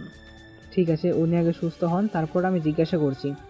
মিতালির জ্ঞান ফিরলে সিস্টার বাড়ির লোক ডেকে পাঠায়। সাদ্দাম মিতালির সামনে যায়, সাথে পুলিশও ছিল। মিতালি কান্না করছে। সাদ্দাম বলল, ম্যাম আপনি কান্না করবেন না, আপনি ট্রেনে ওঠার সময় পড়ে যাচ্ছিলেন, আর আপনি তাতে পেটে আঘাত পান, আর আমি তা জানতাম না আপনি প্রেগনেন্ট। ওই আঘাতের ফলে আপনার বাচ্চাটা নষ্ট হয়ে গেছে। সাদ্দামের কথায় মিতালি আরও কান্না করে ওঠে। সাদ্দাম কিছু বলতে পারে না। কিছুক্ষণ পরে মিতালি বলে, আপনি তাহলে আমাকে এখানে এনেছেন? হ্যাঁ ম্যাম, আপনি এত তাড়াতাড়ি ট্রেনে উঠছিলেন আপনি এত তাড়াতাড়ি ট্রেনে উঠতে যাচ্ছিলেন কেন? আমি ছিলাম, তাই না হলে আজ বড়সড় বিপদ হয়ে যেত। ওঠার জন্য ওটা ভালো ছিল, আমি আর বাঁচতে চাই না। আমি যদি মরে গেলে ভালো হতো, তাহলে এই দিন আমাকে দেখতে হতো না। আপনার বাড়ি কোথায়? আপনার বাড়িতে কে কে আছে? আমার বাড়ি নেই, আমার কেউ নেই। কথাটা বলে মিতালি পুনরায় কান্নায় ভেঙে পড়ে। মিতালির কথায় সাদ্দাম বুঝতে পারে কিছু তো সমস্যা আছে, তাই সে বলল, আমাকে যদি বন্ধু মনে করেন তাহলে বলতে পারেন। সাদ্দামের কথায় মিতালি বলে, কি বলবো আপনাকে? আমি কিছুক্ষণ আগে জানতে পেরেছি আমার স্বামী পরকীয়ায় যুক্ত, তাও আবার ভাইয়ের বউয়ের সাথে, যেটা আমি সামনে থেকে দেখেছি। তারপর আমি কি করে ভালো থাকতে পারি? তারপর মিতালি সমস্ত কথা সাদ্দামকে খুলে বলে। সব শুনে সাদ্দাম বলে, বুঝতে পারছি, কিছুক্ষণ আগে আপনি আপনার সন্তানকে হারিয়েছেন। স্বামীর এসব দেখার পর কখনো একটা মেয়ের ভালো থাকতে পারে না। তবে আপনি কিছু মনে না করলে একটা কথা বলবো। কি? আমার স্ত্রী আমাকে ছেড়ে চলে গেছেন অনেক দিন আগে। সে আবার বিয়ে করে সংসার করছে। আমার একটা ছোট 6 বছরের মেয়ে আছে। আপনি যদি আমার বাচ্চাটাকে দেখাশোনা করেন খুব ভালো হয়। আমি এমনি একজন লোক খুঁজছিলাম, আসলে কাউকে ঠিক মনের মতন হয়নি। কিন্তু আপনি বাচ্চা হারানোর পর দেখছি আপনার মানসিক অবস্থা। যদি আমার বাচ্চাটাকে আপনি দেখেন, হয়তো তাহলে সন্তানের মুখ অনেকটা কাটি করতে পারবেন। সাদ্দামের কথা শুনে মিতালি ভাবল কপাল তো পুড়ে গেছে, আর কিছু করার নেই। স্বামীর বাড়ি ফিরে যেতে পারবে না, আর ওই বাড়িতে কখনো যাওয়া সম্ভব নয়। তাই সে বলল, ঠিক আছে, আমি আপনার মেয়েকে দেখাশুনো করব, তবে টাকা পয়সা কিচ্ছু দিতে হবে না, খেতে আর থাকতে দিলেই হবে। সাদ্দামের কথায় মিতালি যে সহজে রাজি হয়ে যাবে ও সেটা ভাবতে পারেনি, তাই ও হেসে হেসে বলল, জি ম্যাম, আপনি যা বলবেন তাই হবে। এদিকে তামিমকে নিধি খুব চাপ দিতে থাকে টাকার জন্য। তামিম টাকা জোগাড় করতে না পেরে সে ডিপ্রেশনে চলে যায়। একদিন নিজেই রুমের মধ্যে সিলিং ফ্যানে দড়ি দিয়ে আত্মহত্যা করে। খবরটা যখন পৌঁছায় হাসিনা বেগমের কাছে, সে কান্নায় ভেঙে পড়ে। তার ভাই শারাফাত চৌধুরী তাকে সান্ত্বনা দেয় আর বলে, আপু কি করবি, কিছু করার নেই। নিজের বোন হয়ে ফৌজি কি করে পারলো তোর এত বড় সর্বনাশ করতে? দেখবি আল্লাহকে ক্ষমা করবে না। কাউকে দুঃখ দিয়ে কষ্ট দিয়ে কেউ কখনো সুখী হতে পারে না। এর ফল একদিন সে পাবে। কবে ঘটেছিল সেটা মনে করে তোর সংসারটা শেষ করে দিল। ওকে ওর বাবা আসতে বারণ করে দেখছি ঠিকই করেছে। ওই রকম নোংরা মানসিকতার মানুষের সাথে সম্পর্ক না রাখাই ভালো। হাসিনা বেগম খুব কান্না করছে, কাঁদতে কাঁদতে বলল, এক ছেলে চলে গেল, এক ছেলে হারিয়ে গেল, আর না জানি মেয়েটা আমার কোথায় আছে। খুব শখ করে বিয়ে দিলাম সাজিদের সাথে, শিক্ষিত ছেলে, কিন্তু ওর মনে এত শয়তানি। আমার মেয়েটা কোথায় ভাই? ও যে সাজিদের বাচ্চার মা হতে চলেছিল, ওর শরীরটা ইদানিং ভালো ছিল না। ও আমাকে ফোন করে বলেছিল, আর কয়দিন আগে ও বুঝতে পেরেছিল। আর আমার রনক কী করছে? ও তো একটা ছোট ছেলে, ও তো নিষ্পাপ ছিল, কোনো দোষ ছিল না। ও যে আমার বড় আদরের। কথাটা বলে কান্নায় ভেঙে পড়ে হাসিনা বেগম। শারাফাত চৌধুরী বোনকে সান্ত্বনা দিয়ে বলল, খোঁজ খবর নেওয়া হচ্ছে, মিতালি নিশ্চয়ই কোথাও আছে। আর রৌনকের খবর নেওয়া হচ্ছে। আমি ছোট ভাইকে ফোন করেছি, ও কিছুদিন পর চলে আসবে। এসে দুই ভাই মিলে আমার ভাগনা ভাগ্নিকে খুঁজে বের করব। তুই কান্না করিস না। দেখতে দেখতে কেটে গেল 8 বছর। এদিকে রওনাকদের জাহাজ আজকে পারাদ্বীপ বন্দর থেকে মুম্বাই যাচ্ছিল। হঠাৎ কিছু জলদস্যু তাদের জাহাজে উঠে পড়ে। সেই জাহাজে কয়েকশো কোটি টাকার মালপত্র ছিল। রৌনক সিসিটিভি ক্যামেরায় চোখ রাখতে তার সন্দেহ হয়। সে কিছুক্ষণ ভালো করে পর্যবেক্ষণ করে রৌনক বুঝতে পারে তারা কিছু ক্ষতি করতে চাইছে। একজন বোরখা পরা মহিলা বোরখা খুলতেই রৌনক খেয়াল করে সেই মহিলা নয়, পুরুষ। আর তাছাড়া জাহাজ দূরে অনেকেই বোরখা পরে আছে। বিশেষ করে জাহাজের গোডাউনে আশেপাশে অনেকেই তার নজরে আসে। রৌনক তখন এক উপস্থিত বুদ্ধির কাজ করে। ওদের জাহাজে এক মহিলা ছিল, সে তার কাছ থেকে একটা বোরখা চেয়ে নেয় আর সেটা পরে তাদের কাছে যায়। একজনের কাছে গিয়ে চুপি চুপি জিজ্ঞাসা করে, সব ঠিক আছে তো? সেই ব্যক্তি রৌনককে চিনতে পারে না। যেহেতু রৌনক বোরখা পরেছিল তাই সে বলে, হ্যাঁ, এখন পর্যন্ত ঠিক আছে, একবার সিগন্যাল পেলেই কাজে লেগে পড়ব। সেই ব্যক্তির কথা শুনে রৌনক কনফার্ম হয়। সে আর দেরি না করে কেবিনে গিয়ে একজন ওয়েটারের কাছ থেকে তার পোশাকটা চেয়ে নেয় আর চায়ের সাথে কিছু নেশালো জিনিস দিয়ে দেয়। তারপর রৌনক প্রত্যেকের মধ্যে বিতরণ করে। ওরা প্রথমে আপত্তি করলেও শেষে পয়সা লাগবে না বলে সকলেই খেয়ে নেয়। কিছুক্ষণের মধ্যে তারা ঘুমিয়ে পড়ে। তারা যখন মুম্বাই বন্দরে পৌঁছায় তখনও তারা ঘুমের মধ্যেই ছিল, কিন্তু জাহাজ বন্দরে পৌঁছানোর সাথে সাথে পুরো এলাকার পুলিশ ঘিরে ফেলে। প্রত্যেকের চোখে মুখে জল দেওয়া হয় যখন তারা চেয়ে দেখে চারিদিকে পুলিশ। তাদের আর কিছু করার থাকে না, তারা অসহায় হয়ে পড়ে। এই ঘটনায় রৌনকের নাম চারিদিকে ছড়িয়ে পড়ে। প্রায় 25 থেকে 30 জন জলদস্যু ছিল এই টিমের ক্যাপ্টেনকে জিজ্ঞাসা করলে সে সমস্ত ঘটনার সত্যতা স্বীকার করে নেয়। প্রত্যেককে পুলিশ হেফাজতে নেওয়া হয়। এদিকে রাইসা মন খারাপ হয়ে বসে আছে দেখে তারপর নিশা বলল, আপু, কি এত ভাবছিস? তুই কি 8 বছর আগের কথা এখনো মনে রেখেছিস? এতে তোর কি দোষ বল? আমারই তো দোষ, আমার জন্যই পুরো পরিবারটা শেষ হয়ে গেল। আমি যদি একবার জানতাম নিধি আপু এভাবে ষড়যন্ত্র করছে, তাহলে আমি কোনোভাবেই ফাঁদে পা দিতাম না। অনেক দিন হয়ে গেল, এখনো ভুলতে পারছিস না? তোকে দিয়ে এই কাজ করে নিধি আপু ভালো আছে? ওর অ্যাক্সিডেন্ট করে বিছানায় পড়ে আছেন। আর সাজিদ, সেও তো এখন জেলখানায় আছে। পরের সর্বনাশ করলে নিজের তো হবেই, এ তো সবাই জানে। শুধু সময় হলেই আল্লাহ তা দেখাবেই। নিশার কথায় রাইসা কিছু বলল না, প্রসঙ্গ পাল্টে বলল, নিশা, আজকে একটা ইন্টারভিউ আছে, আমি যাব। খুব ভালো হয় আপু, আর এভাবে কষ্ট করতে পারছি না। তুই যদি কিছু একটা করিস তাহলে দেখবি আমাদের মা আর আমাদের বকাবকি করবে না। আমি চেষ্টা করেছিলাম কিন্তু পাইনি। হঠাৎ আমাকে নেহা বলল যে কোম্পানিটার কথা, ওরা আজকেই আমায় ডেকেছে। দেখা যাক কি হয়, একটা সেলসের কাজ। রাইসা কোম্পানিতে সেলসের ইন্টারভিউ দিতে যাওয়ার সময় হঠাৎ একটা বয়স্ক মহিলাকে দেখতে পায়। সেই মহিলাকে দেখে সে চিনতে পারে আর মনে মনে বলে, এটা মনে হয় নিধি আপুর শাশুড়ি। নিধি আপুর বিয়ের সময় দেখেছিলাম। রাইসা যখন মনে মনে চিন্তা করছিল তখন ওই মহিলা রাস্তা ধরে হাঁটছিল। হঠাৎ একটা বাইক খুব দ্রুত আসতে থাকে। রাইসা ভয় পেয়ে মহিলাটাকে টেনে নেয় নিজের কাছে আর জিজ্ঞেস করে, আন্টি, আপনি ঠিক আছেন? মহিলাটা আর কেউ ছিল না, হাসিনা বেগম ছিল, কিন্তু মানসিক ডিপ্রেশনে ছিল তাই কোনো কথা বলল না, আবার আপন মনে হাঁটতে লাগলো। রাইসা ওর পিছনে লোক, তখন এক ব্যক্তি বলল, সামনে যে বৃদ্ধাশ্রম আছে সেখানে থাকে, কারোর সাথে কথা বলে না, মাঝে মাঝে বেরিয়ে পড়ে রাস্তায়, আবার বৃদ্ধাশ্রমের লোক ওনাকে নিয়ে যায়। হাসিনা বেগমকে দেখে খুব কষ্ট হয় রাইসার। ওই ঘটনা কিছুদিন পর রাইসা আম্মু মারা যায়। ওর বাবা আবার দ্বিতীয় বিয়ে করে নেয়। তখনও জানতে পারে নিধির স্বামী আত্মহত্যা করেছে আর ও ননদ নিখোঁজ হয়ে গেছে। তখন থেকে রাইসার খুব আফসোস হতে থাকে। ওই টাকা নিয়ে মায়ের চিকিৎসা করাচ্ছিল বলে হয়তো মা মারা গেছে। সে ভেবেছিল যেভাবেই হোক ওই ছেলেটার কাছে ক্ষমা চেয়ে নেবে, কিন্তু নিধি তারপর থেকে আর কোনোভাবে ওর সাথে যোগাযোগ রাখেনি। ওর বাবা একটা অন্য চাকরি পায়। তারপর ওরা মেদিনীপুর চলে আসে আর সেখানে বাড়ি ভাড়া নিয়ে থাকতে থাকে। হাসিনা বেগমকে দেখে রাইসার চোখে জল চলে আসে। ওর জন্যই ওর ছেলেকে বাড়ি থেকে চলে যেতে হয়েছে। তারপর রাইসা হাসিনা বেগমকে সে বৃদ্ধাশ্রমে নিয়ে আসে। এর আগে এর পাশ দিয়ে অনেকবার গেছে, কিন্তু বৃদ্ধাশ্রমের ভিতরে কখনো ঢোকেনি। তাই সে ম্যানেজার রাজন চৌধুরীকে বলে, স্যার, আমাদের এই মহিলাটা রাস্তা দিয়ে অন্যমনস্কভাবে হাঁটছিলেন, এক্ষুনি অ্যাক্সিডেন্ট হয়েছে, তো আজকে আমি দেখে ওনাকে নিয়ে এলাম, একটু খেয়াল রাখবেন তো। রাইসার কথা শুনে রাজন চৌধুরী বলে, কত খেয়াল রাখবো, ওই মহিলা মাঝে মাঝে এইরকম করে, উনি একটু মানসিক সমস্যার মধ্যে আছে। আচ্ছা স্যার, আমি যদি মাঝে মাঝে আপনাদের এখানে এসে ওই মহিলার দেখাশোনা করি, কোনো সমস্যা আছে? না না, সমস্যা হবে কেন, খুবই ভালো হয়। আমরা তো লোক খুঁজছিলাম, তুমি কম বয়সের মেয়ে, তুমি করতে পারবে। এসব মহিলাদের সময় ওষুধ খাওয়াতে হয়, ওদের সাথে একটুখানি হেসে কথা বলতে হয়। তা তোমার বাড়ি কোথায়? খুব বেশি দূরে নয়, এখান থেকে 5 মিনিট। কি করো তুমি? কিছু করি না, উচ্চ মাধ্যমিক দিয়ে আর অভাবের জ্বালায় পড়তে পারিনি, বাড়িতে প্রাইভেট পড়াতাম। আজকে একটা কোম্পানিতে ইন্টারভিউ দিতে যাচ্ছি। ও আচ্ছা, তাহলে এখানে কাজ করবে কখন? আমি ম্যানেজ করে নেব, সকালের দিকে 9টা পর্যন্ত থাকবো, আবার বিকেলে 5টার পর চলে আসব। আবার রাতের বেলা ওনাকে ওষুধ খাইয়ে দিয়ে বাড়ি চলে যাব।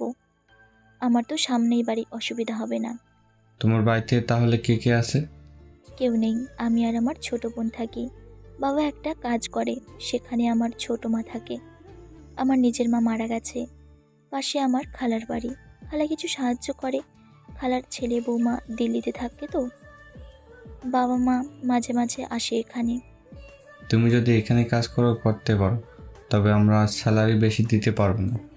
আজকে ইন্টারভিউ দিয়ে আসি, দেখি কি হয়। যদি ওখানে পেয়ে যায় তাহলে সমস্যা হবে না, ওখানে স্যালারি ভালো। তারই ফাঁকে আমি এখানে কাজ করব।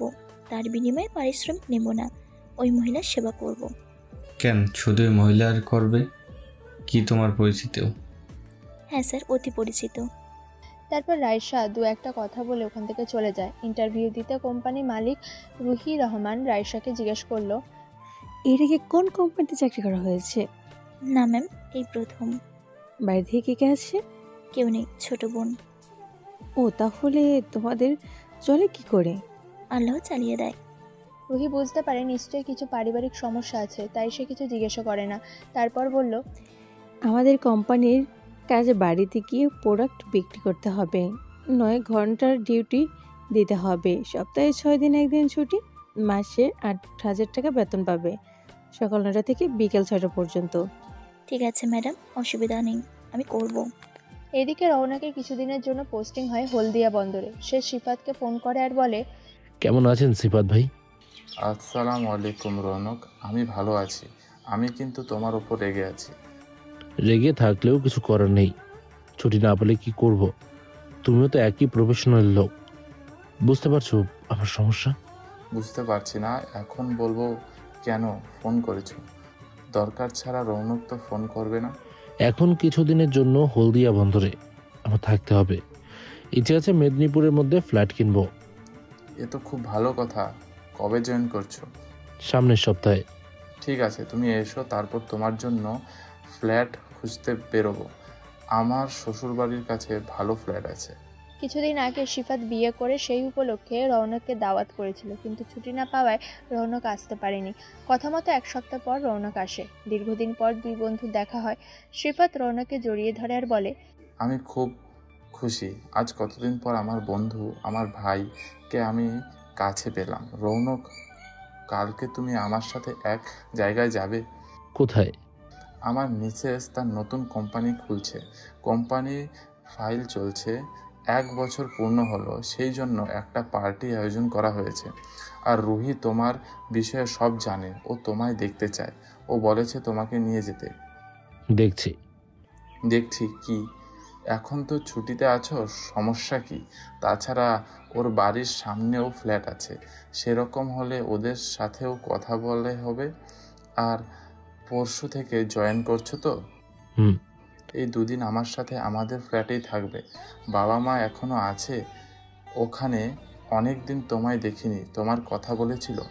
সিফাতের কথায় রৌনক কিছু বলে না। রৌনকের কারোর সাথে সেরকম যোগাযোগ নেই। রৌনক ছুটি কম নেয়, যদিও নেয় তাহলে সিফাতের বাড়িতেই আসে। এটাই বলেছিল সিফাতের বাবা মা ওকে। এখন নিজস্ব একটা থাকার জন্য একটা ফ্ল্যাটের দরকার। সিফাত বছরখানেক আগে বিয়ে করেছে রুহিকে। রুহি কোম্পানি চালায়, আর সিফাত যেহেতু এখন হলদিয়ায় থাকে তাই অসুবিধা হয় না। ছুটি পেলে রুহির কাছে চলে যায়। রুহি কাজ করতে খুব ভালোবাসে। সে স্বাধীনচেতা মেয়ে। তার মনে হয় মেয়েরা জীবনে স্বাবলম্বী হলে তবে দেশ এগিয়ে যাবে। স্বামীর টাকা পয়সা থাকলেও নিজে কিছু করা ভালো। সিফাত রুহির এই কাজকে শ্রদ্ধা করে, তাই সে বাধা দেয় না।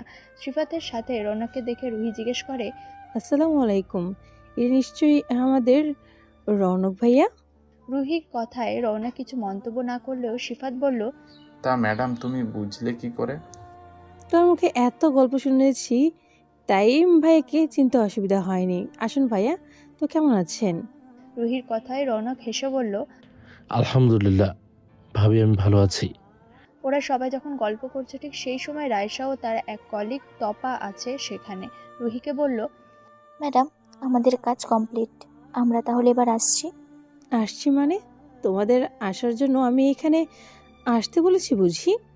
তোমরা বলতে যে আমার হাজব্যান্ডকে দেখবে, এদের সাথে আলাপ করবে। রুহি প্রথমে তার স্বামীর সাথে আলাপ করিয়ে দেয়, তারপর রৌনককে দেখিয়ে বলে, এর সাথে আলাপ করা আমার হাজব্যান্ডের ঘনিষ্ঠ বন্ধু এবং ভাই রৌনক আলী ইসলাম, আমাদের নৌবাহিনীর একজন গর্ব বলতে পারো। এই কয়েক বছরে অনেক সাফল্য পেয়েছে। আশা করি ভবিষ্যতে উনি নৌবাহিনীর প্রধান হবেন। রৌনকের নামটা শোনার সাথে সাথে রায়সা রৌনকের দিকে ফ্যাল ফ্যাল করে তাকিয়ে থাকে। রায়সার এইভাবে তাকিয়ে থাকায় রৌনক বুঝতে পারে তারও চেনা চেনা লাগছে, কোথায় যেন দেখেছে। কিছুক্ষণ ভাবার পর সে মনে করতে পারে, তারপর মুখ ঘুরিয়ে সেখান থেকে চলে যায়। পার্টি শুরু হয়ে যায়। রৌনক ওয়াশরুমে যায়। রায়সা রৌনককে ডাকে আর বলে, আপনার সাথে আমার কথা আছে, একটু দাঁড়াবেন? রাইসার কথায় রৌনক দাঁড়িয়ে পড়ে। রাইসা ছুটে গিয়ে রৌনকের পায়ের উপর পড়ে কাঁদতে থাকে আর বলল, আমাকে ক্ষমা করে দিন, আমি কাজটা ঠিক করিনি, আমার উচিত হয়নি, আমি বুঝতে পারিনি। রাইসার কথায় রৌনক দাঁড়িয়ে পড়ে। রাইসা ছুটে গিয়ে রৌনকের পায়ের উপর পড়ে কাঁদতে থাকে আর বলল, তুমি এইরকম করছো কেন? আমি তো তোমায় কিছু বলিনি। তুমি আমার পা থেকে উঠে পড়ো, কেউ দেখে ফেললে সমস্যা হবে। রাইসার কথায় রৌনক প্রথমে বুঝতে না পারলো, তারপর চিনতে পারে আর বলল, আপনি আমায় চিনতে পেরেছেন? হুম। তাহলে আমায় ক্ষমা করে দিয়েছেন? না। তাহলে আমাকে শাস্তি দিন, আমার জন্য আপনাদের এত বড় ক্ষতি হয়ে গেল। ক্ষমা করিনি ঠিকই, তবে শাস্তি দেওয়ার মালিক আমি নই। যে দেবার সময় ঠিকই দিবে। জানেন আপনি চলে যাওয়ার পর আপনাদের বাড়িতে গিয়ে কি কি হয়েছে? আপনার বড় ভাইয়া আত্মহত্যা করেছেন, আপনার আপুকে কোথাও খুঁজে পাওয়া যাচ্ছে না। রাইসার কথায় রৌনক চিৎকার করে বলল, কি বলছো তুমি রাইসা? অনেক কিছু ঘটে গেছে। ওই নিধি আপু, সাজিদ ভাইয়া আর ওর মা, ওরা এসব করেছে। তারপর সমস্ত ঘটনা রাইসা রৌনককে বলল। সব শুনে রৌনক বলল, আমি জানতাম ওরা কিছু একটা ঘটনা ঘটাবে। আমি কি করব বলুন? আমার মা তখন অসুস্থ ছিল, ডাক্তার টেস্ট করতে বলেছিল, কিন্তু টাকা ছিল না। আমাকে নিধি আপু 5,000 টাকা দেবে বলেছিল। আমি মায়ের চিকিৎসার জন্য এই কাজটা করেছিলাম, বুঝতে পারিনি, তখন তো ছোট ছিলাম। ওই টাকায় চিকিৎসা করে কোনো লাভ হয়নি। কিছুদিন পর মা মারা যায়, তারপর বাবা আবার বিয়ে করে। তখন থেকেই আমরা খুব কষ্টের মধ্যে আছি। এখনও আমি ভালো নেই, বারবার আপনার কথা খুব মনে পড়ে। সেদিন ওই কাজটা না করলেও হতো, কিন্তু কি করব বলুন? তারপর রাইসা আবার বলল, জানেন নিধি আপুর সাথে সাজিদ ভাইয়ার অবৈধ সম্পর্ক ছিল, তবে ওরা ওদের শাস্তি পেয়েছে। নিধি আপুর অ্যাক্সিডেন্ট হয়েছে, বিছানায় পড়ে আছে, আর সাজিদ ভাইয়া উনি এখন জেলে আছে। উনি তো সিভিল ইঞ্জিনিয়ার ছিলেন। একটা বস্তিতে কিছু লোককে উচ্ছেদ করে, এক প্রমোটারের সাথে হাত মিলিয়ে ফ্ল্যাট তৈরি করবে বলে পরে ঝামেলা হয়, প্রচুর গোলাগুলি পর্যন্ত চলে। বস্তির কিছু লোক মারা যায়, ওনার বিরুদ্ধে অভিযোগ করা হয়, আর পুলিশ ওনাকে অ্যারেস্ট করে নিয়ে যায়। সাজিদ ভাইয়া শিক্ষিত মানুষ হয়ে এই ধরনের কাজ কি করে করতে পারে? রৌনকের কথা শুনে রাইসা বলল, শিক্ষিত না ছাই, যার মা খারাপ তার সন্তান কখনো ভালো হতে পারে না। জানেন তো, সব দোষ আমার। আমি পরিস্থিতির শিকার ছিলাম। ওই ঘটনার 2 বছর পর ওই পাড়া থেকে আমরা চলে আসি এই মেদিনীপুরে। রাইসার কথা শুনে মনটা খারাপ হয়ে যায়। আজকে দীর্ঘ 8 বছর বাড়ির সাথে কোনো যোগাযোগ নেই। এত কিছু ঘটে গেছে, সে তো জানে না তার মা কেমন আছে, আপু কোথায় আছে, কি করছে। ছোট মামা মুম্বাই থাকে। রৌনক একবার ফোন করেছিল, কিন্তু ফোনে সুইচ অফ দেখাচ্ছে, হয়তো সিম পাল্টে ফেলেছে। রৌনক চিন্তা করে যেভাবেই হোক মা আর আপুকে তার খুঁজে বের করতেই হবে। প্রয়োজনে সে আবার মামার বাড়ি যাবে, নিজের বাড়িও যাবে। রৌনক বলল, ঠিক আছে, এখন আমি আসছি, ওরা কিছু ভাবতে পারে।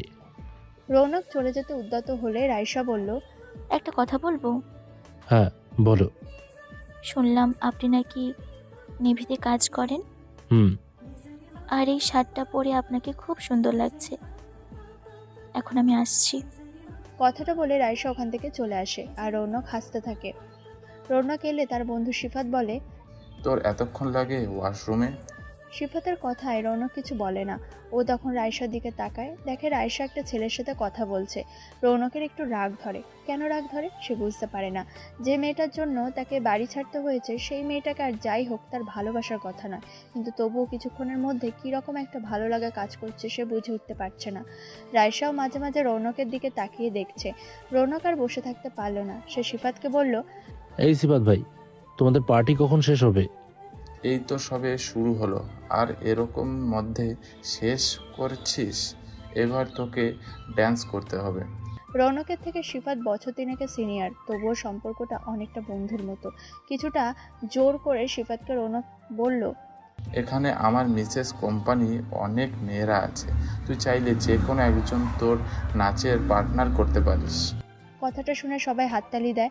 রৌনক তখন রাইসার দিকে তাকিয়েছিল। রাইসা রৌনকের দৃষ্টি বুঝতে পেরে মাথা নত করে সেখান থেকে চলে যায়। তারপর যে যার মতো এনজয় করে। ফিরে এসে রৌনক তার ডায়েরি থেকে ছোট মামার নাম্বার জোগাড় করে। তারপর ফোন করে 2বার বাজার পর ফোনটা রিসিভ করে। রৌনক বলল, আসসালামু আলাইকুম মামা, আমি রৌনক বলছি। রৌনকের ফোন পেয়ে তার ছোট মামা কাশিম বলল, বাবা, একটা ফোন করতে তোর 8টা বছর সময় লেগে গেল, এ তো অভিমান তোর। তোর বাড়ির লোক নয় তোকে ভুল বুঝেছিল, কিন্তু তোর মামা সে কি দোষ করেছিল? তুই তো আমাকে ফোন করতে পারতিস, আমি তো কিছু করিনি। মামা, আমি তোমায় ফোন করেছিলাম, কিন্তু ফোনের সুইচ অফ ছিল, হয়তো সিম পাল্টে ফেলেছো। আর এই পুরনো নাম্বারটা আমার ডায়েরিতে ছিল, সেখান থেকে বের করে আবার তুমি ফোন করলাম। এখন বলো, তোমরা সবাই কেমন আছো? কিরে, ভাল থাকবো? তোদের পরিবারের সাথে ওইরকম হওয়ার পর আমরা কি করে ভালো থাকবো? তুই কেমন আছিস?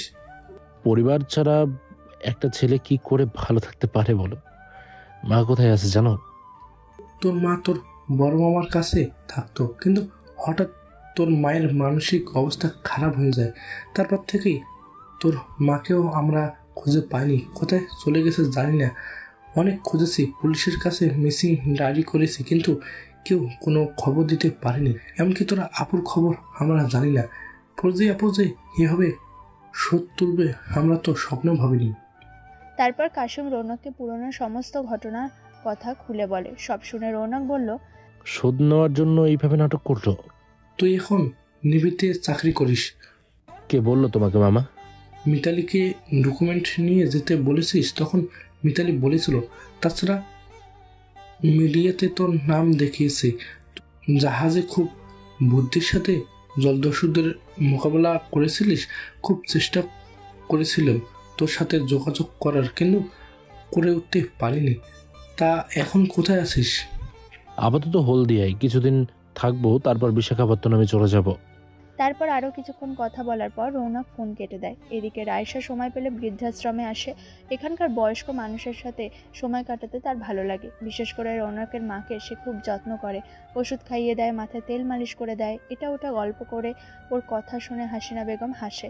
একদিন আশ্রমে ম্যানেজার রাজন বলল, তুমি যেভাবে আপুর সেবা করছো, দেখবে খুব তাড়াতাড়ি আপু সুস্থ স্বাভাবিক হয়ে যাবে। ম্যানেজারের কথায় রায়শা একটা দীর্ঘ নিঃশ্বাস ফেললো আর বলল, তাই যেন হয়। আমি যেন ওনাকে খুব তাড়াতাড়ি সুস্থ করে তুলতে পারি আর ওর প্রিয় মানুষগুলো হাতে তুলে দিতে পারি। এদিকে রৌনক তার মা আর আপুকে পাগলের মতো খুঁজছে, কিন্তু কোথাও পাওয়া যাচ্ছে না। তার বড় মামার বাড়িতে খোঁজ নিয়েছে, তারাও জানে না। শুধু একজন বলল তাকে রাস্তা দিয়ে হেঁটে যেতে দেখেছে। রৌনক বাইক নিয়ে যাচ্ছিল, ঠিক সেই সময় রায়শা রাস্তা দিয়ে হেঁটে যাচ্ছিল। রায়শাকে দেখে রৌনক বাইক নিয়ে দাঁড়িয়ে পড়ে। তা দেখে রায়শা বলল, আরে আপনি ভালো আছেন? না, আমি ভালো নেই। কেন, কি হয়েছে? তুমি জানো না? সরি, এখনো রেগে আছেন আমার ওপর? কতবার বলবো? যদি আপনার জীবন থেকে যারা হারিয়ে গেছে তাদেরকে খুঁজে দেই, তাহলে আমাকে ক্ষমা করবেন তো? রায়শার কথায় রৌনক কিছু বুঝতে পারে না। সে বলে, কি খুঁজে দেবে তুমি আমায়? যদি আমায় বিশ্বাস করেন তাহলে আমার সাথে এক জায়গায় যাবেন, আপনাকে একটা সারপ্রাইজ দেব। রায়শার কথায় রৌনক বলল, ঠিক আছে, 1 ঘন্টা সময় আছে, তার মধ্যে দেখাতে হবে। 1 ঘন্টা সময় লাগবে না, আমি অটোতে যাচ্ছি, আপনি বাইকে চলে যান। কিছু দূরে একটা বৃদ্ধাশ্রম আছে, ওখানে দাঁড়াবেন। আমার বাইকে ওঠো। রৌনকের কথায় রায়শা কিঞ্চিত বোধ করে সেটা বুঝতে পেরে রৌনক বলল, একবার তো বদনাম দিয়েছো, আর একবার নয় দেবে, সমস্যা নেই, আমি সামলাতে পারবো। রৌনকের কথায় রায়শা ফিসফিস করে বলল, আর কত কষ্ট দেবেন আমায়? আমি তো দিনরাত জ্বলছি, ভুল তো করেছি, ক্ষমা করে দিলেই তো হয়। রায়শার কথায় রৌনক সব শুনতে পায়, কিন্তু সে কিছু বলে না। কিছুক্ষণের মধ্যে রায়শা রৌনককে নিয়ে আশ্রমে পৌঁছে যায়। রায়শাকে দেখে এক বয়স্ক মহিলা এগিয়ে আসে আর বলে, তুমি এতক্ষণে এলে? তোমার খালাম্মার কত জ্বর এসেছে, মনে হয় তোমায় খুঁজছে। শাহানারা বেগমের কথা শুনে রায়শা বলল, কোথায় খালাম্মা? ভিতরে শুয়ে আছে। রায়শা রৌনককে বলল, আসেন আপনি আমার সাথে। রায়শা গিয়ে দেখে খালাম্মা চাদর চাপা দিয়ে শুয়ে আছে। রায়শা গিয়ে কপালে হাত দেয় আর দেখে জ্বর। সে তার খালাম্মা অর্থাৎ হাসিনা বেগমকে বলে, এত জ্বর? আর জ্বর থাকবে না, দেখো খালাম্মা কে এসেছে। হাসিনা বেগম চাদর সরাতেই রৌনক চিনতে পারে। সে মা বলে চিৎকার করে। রৌনকের চিৎকারে হাসিনা বেগম বলল, আমার বাবা এসেছে। আজ পর্যন্ত হাসিনা বেগমকে কেউ কথা বলতে দেখেনি, সবসময় উদাসীন থাকতো। আজকে এই প্রথম সে কথা বলল। হাসিনা বেগমের চোখ দিয়ে শুধু নোনা জল গড়িয়ে পড়ছে। রৌনক মাকে জড়িয়ে ধরে কাঁদতে থাকে আর বলে, মা, আমি যে তোমায় অনেক খুঁজেছি। ওদের পাশে দাঁড়িয়েছিল আশ্রম কর্মী শাহানারা বেগম। সে বলে, এটা তোমার মা? কিন্তু মাকে এখানে কে এনেছে? এক ভদ্রলোক এনেছে। উনি নাকি রাস্তায় হাঁটছিলেন অন্যমনস্কভাবে, আর সেই ভদ্রলোক গাড়ি করে আসছিল, গাড়ির উপর পড়ে গিয়েছিল। তোমার মা তখন স্বাভাবিক ছিল না, নাম বলতে পারিনি, ঠিকানা বলতে পারিনি। তারপর উনি এইখানে ওকে দিয়ে যায়। উনি মাঝে মাঝে কিছু টাকা পাঠান। তোমার মাকে অনেক ডাক্তার দেখিয়েছি, কিন্তু কিছুতেই কথা বলতো না। আমরা বুঝতে পারতাম উনি মানসিক কষ্টে আছেন, তাই ওনাকে আমরা আর বিরক্ত করিনি। তবে যে ভদ্রলোক ওনাকে এখানে দিয়ে গেছেন উনি খুব ভালো মানুষ। সেই ভদ্রলোকের কোথায় বাড়ি ওনার? কলকাতায় থাকে।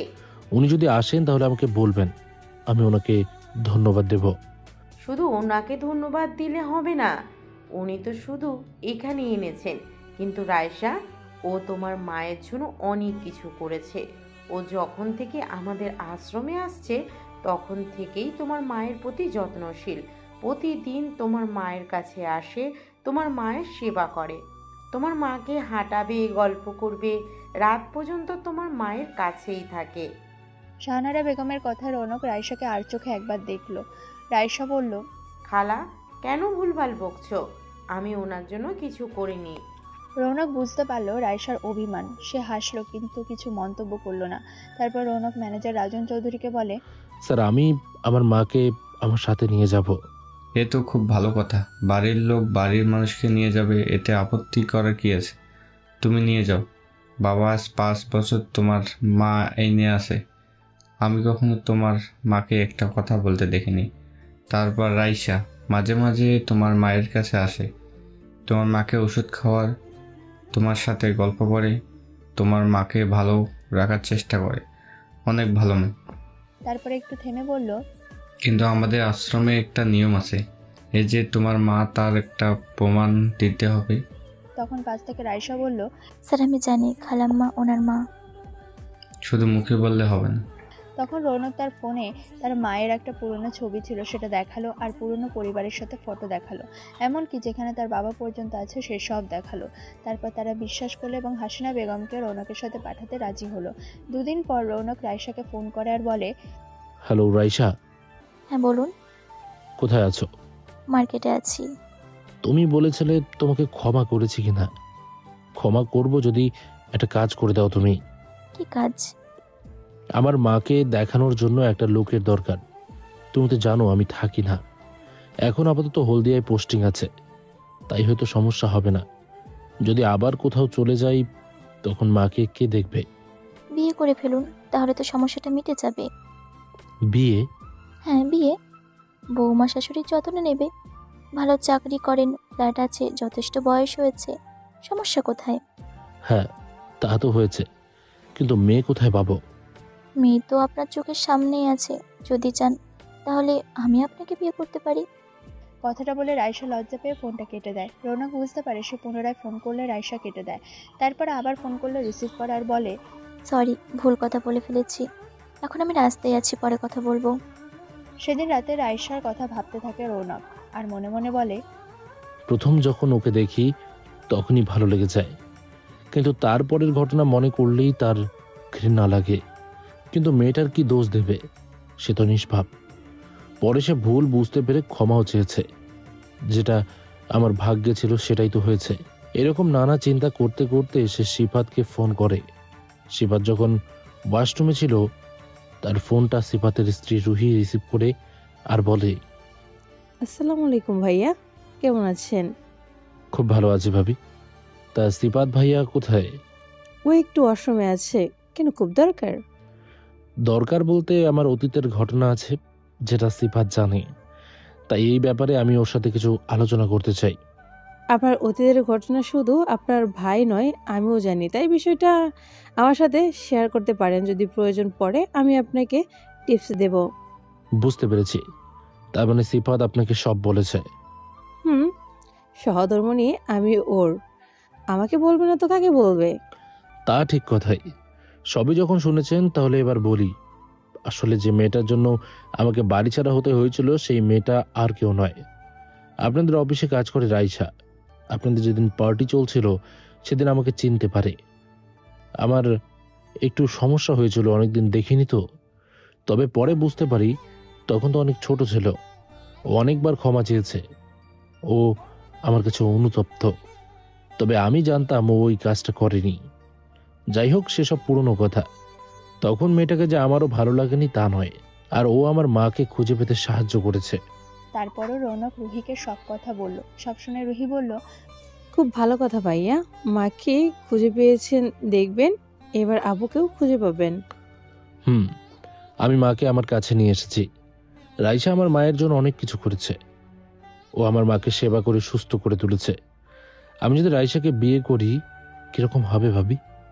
রৌনকের কথা শুনে রুহি বলল, খুব ভালো হবে ভাইয়া। রাইসা যেটা করেছে সেটা ঠিক কাজ করেনি, তবে ও তো ছোট ছিল, ওকে ক্ষমা করে দেওয়া উচিত। ও এতদিন আমাদের এখানে কাজ করেছে, ও কিন্তু খারাপ নয়। দেখবেন ওকে বিয়ে করলে আপনি সুখী হবেন।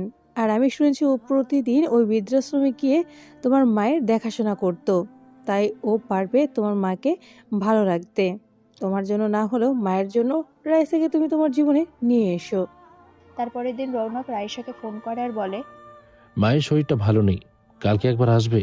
কি হয়েছে? বুঝতে পারছি না। ডাক্তার দেখাচ্ছেন? তারপরের দিন থেকে রাইসা রৌনকের ফ্ল্যাটে যায় আর ওর মায়ের দেখাশোনা করে। সকালবেলা যেতে পারে না, বিকেলে ছুটি হলে রাত পর্যন্ত ওখানেই থাকে। যেহেতু ওখান থেকে ওদের বাড়ি বেশি দূর নয়, তাই সমস্যা হয় না। রাইসাকে মন দিয়ে ওর মায়ের সেবা করতে দেখে রৌনক বলল, শুধু মায়ের সেবা করলে হবে?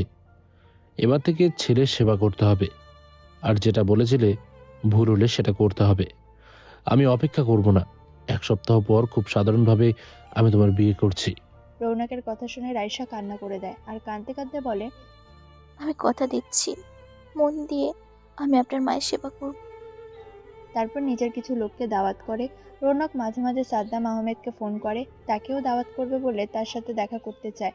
সে তার বাড়ির ঠিকানা বলে রৌনক রাইসাকে নিয়ে সেখানে যায়। কলিং বেল বাজতেই দরজা খুলে দেয় মিতালি। মিতালিকে দেখে চমকে যায় রৌনক আর বলে, আপু তুই? রৌনককে দেখে মিতালি কান্না শুরু করে দেয় আর কাঁদতে কাঁদতে বলে, ভাই কেমন আছিস তুই? ভালো আছি রে। আর তুই এখানে? তারপর মিতালি সব কথা খুলে বলে। সব শুনে রৌনক বলল, বুঝতে পেরেছি আপু। তবে ওদের পাপের শাস্তি ওরা পাচ্ছে।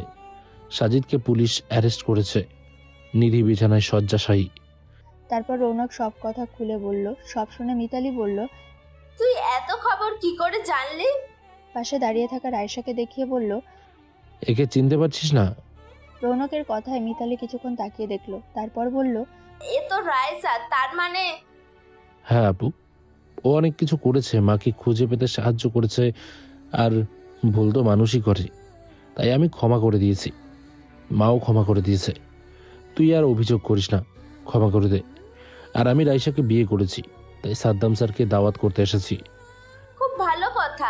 আমি কখনোই রাইসার উপর রাগ করিনি, ও তো খুব ভালো মেয়ে। জানিস আপু, বড় মামা বলছিল সাজিদের মা মায়ের ঠিকানা চেয়েছে ক্ষমা চাইবে বলে। মামা ওকে অপমান করে তাড়িয়ে দিয়েছে। ওদের কথাবার্তার মাঝে সাদ্দাম আসে আর রৌনককে উদ্দেশ্য করে বলে, কি ব্যাপার রৌনক, হঠাৎ কালকে ফোন করলে আর আজকে চলে এলে? তুমি কি মিতালিকে চেনো? আমার নিজের আপুকে আমি চিনব না? রৌনকের কথা বুঝতে পেরে সাদ্দাম বলল, বুঝতে পেরেছি। আপু, সাদ্দাম ভাই খুব ভালো, ও ঘটনাটা বলেছিল। তবে সেই মেয়ে যে তুই আমি জানতাম না। তবে যাই হোক, সাদ্দাম ভাইয়াকে অপেক্ষা করাস না, তুই ওকে বিয়ে করে ফেল, দেখবি সুখী হবি। আর বাচ্চা মেয়েটা এমনিতেই তোকে ভালোবাসে, তুই রাজি হয়ে যা, আমি তোকে সুখী দেখতে চাই। মিতালি রৌনকের গাল টিপে বলল, খুব পেকে গেছিস, আমার কথা তোকে ভাবতে হবে না। আগে মাকে দেখি, কথা বলি, তারপর তোর বিয়ে খায়, তারপর আমার বিয়ের কথা ভাববো। না, তুই আজকে বিয়ে করবি, আমি দাঁড়িয়ে থেকে তোর বিয়ে দেব। তারপর তুই আর ভাইয়া মিলে মায়ের কাছে যাবি, দেখবি তোকে দেখলে মা খুব খুশি হবে। সাদ্দাম অনেকদিন থেকে চাইছিল মিতালিকে বিয়ে করতে, কিন্তু মিতালি রাজি হচ্ছিল না। ও বলেছিল আমার পরিবারকে আগে দেখি তারপর। আজকে ছোট ভাইকে দেখে মিতালি খুশি ধরতে পারে না, তাই মিতালি আর আপত্তি করে না। সেদিন কাজী অফিসে দুজনে বিয়ে করে। মিতালিকে দেখে তার মা খুব খুশি হয়, তার 2 চোখ দিয়ে জল গড়িয়ে পড়ে। মিতালি মায়ের চোখ মুছে দিয়ে বলে, মা, এটা তোমার জামাই, আর এই মানুষটা আমার জীবন বাঁচিয়েছে। সাদ্দাম আহমেদ হাসিনা বেগমকে চিনতে পারে। সে রৌনককে বলল, আমি তোমার মাকে চিনি, ওনাকে আমি আশ্রমে রেখে এসেছিলাম। আসলে উনি আমার গাড়ির উপরে পড়ে গেছিল। উনি অসুস্থ ছিলেন, আমি কিছু বুঝতে পারছিলাম না। তারপর একজনের কাছ থেকে ঠিকানা নিয়ে আমি ওনার এখানে রেখে আসি। মাঝে মাঝে টাকা পাঠাই, আবার ওনাকে দেখতে চাই। সাদ্দামের কথা শুনে রৌনক সাদ্দামকে জড়িয়ে ধরে আর বলে, আপনার অবদান কখনো ভুলব না। এক সপ্তাহ পর রৌনক কিছু আত্মীয়র উপস্থিতিতে রাইসাকে বিয়ে করে। বাসর রাতে রাইসা রৌনককে বলে, এখন কিছু নয়, আগে মা সুস্থ স্বাভাবিক জীবনে ফিরে আসুক, তারপর আমাদের মধ্যে স্বামী স্ত্রীর মতো সম্পর্ক হবে। রাইসার কথায় রৌনক হাসে আর বলে, এতদিন যখন অপেক্ষা করেছি আরও কিছুদিন অপেক্ষা করব। ডাক্তার তো বলেছে মা কিছুদিনের মধ্যেই সুস্থ হয়ে যাবে। আমার অত তাড়া নেই। আস্তে আস্তে হাসিনা বেগম সুস্থ হয়ে যায়, সবার সাথে স্বাভাবিক কথা বলে। হাসিনা বেগম একদিন রাইসাকে বলল, তুমি একদিন আমার জীবনে অন্ধকার এনেছিলে, আর আজকে তুমি তোমার সেবার মাধ্যমে আমাকে সুস্থ করে তুলেছ। তাই তোমার প্রতি কোনো অভিযোগ নেই। তুমি আমার ছেলেকে আমার থেকে দূরে করেছিলে, আবার তুমি আমার ছেলেকে আমার কাছে এনেছো। এবার শুধু আমাকে একটা নাতি নাতনি উপহার দাও, আমার কিছু চাই না। কথাটা শুনে রাইসা লজ্জা পেয়ে চলে যায়। তার কিছুদিন পর রৌনকের কাছে খবর আসে ওকে নাকি নৌবাহিনী প্রদান করা হয়েছে। ওকে এখন বিশাখাপত্তনমে থাকতে হবে। কথাটা শুনে রাইসার মন খারাপ হয়ে যায়। রৌনক বলল, মন খারাপ করতে হবে না, তোমাকে আমার সাথে নিয়ে যাব। মা এখন সুস্থ, আপু মাকে দেখবে বলেছে, তাই এখন তুমি আমার সাথে বিশাখাপত্তনমে যাবে। আমাদের তো এখন বাসর রাত হয়নি। এবার ওই জাহাজের মধ্যেই একটা কেবিন বুক করেছি, একটা ছোট অনুষ্ঠানের আয়োজন করেছি। আমার সহকর্মীরা থাকবে সেখানে, আর ওই কেবিনে একটা রুমে আমাদের বাসর হবে। 1 মাস শুধু জাহাজের মধ্যেই থাকতে হবে, পারবে তো? তোমার সাথে আমি সব জায়গায় যেতে রাজি। রৌনক কথা মতো তাই করে। জাহাজের একটা কেবিনে খুব ভালো করে ফুল দিয়ে সাজানো হয়। রৌনকের সহকর্মীরা খুব খুশি হয়। কিছুক্ষণ চলে ওদের পার্টি, সবাই খুব খুশি হয়। তারপর যে যার কেবিনে চলে যায়। রুমে ঢুকে রৌনক বলল, কি গো, এখন আমার অপেক্ষায় থাকবে? তবে এগিয়ে যাব না, তোমাকে আসতে হবে। Okay madam. সুখী হোক ওরা। এই গল্পের কাহিনী এখানেই সমাপ্ত করা হলো। প্রিয় শ্রোতা বন্ধুরা, আমাদের আজকের গল্পটি এখানেই শেষ হচ্ছে। আপনাদের কেমন লাগলো গল্পটি অবশ্যই কমেন্ট করে জানাতে ভুলবেন না। এছাড়া এখনও পর্যন্ত যারা আমাদের চ্যানেলটিকে সাবস্ক্রাইব করেননি, প্লিজ সাবস্ক্রাইব করুন এবং পাশে থাকা বেল আইকনটি প্রেস করুন, যাতে সবার আগে আপনার কাছে আমাদের গল্পগুলো পৌঁছে যায়। তো বন্ধুরা, আজকের মতো গল্প এই পর্যন্তই। দেখা হচ্ছে পরবর্তী গল্পে। ততক্ষণ ভালো থাকবেন, সুস্থ থাকবেন।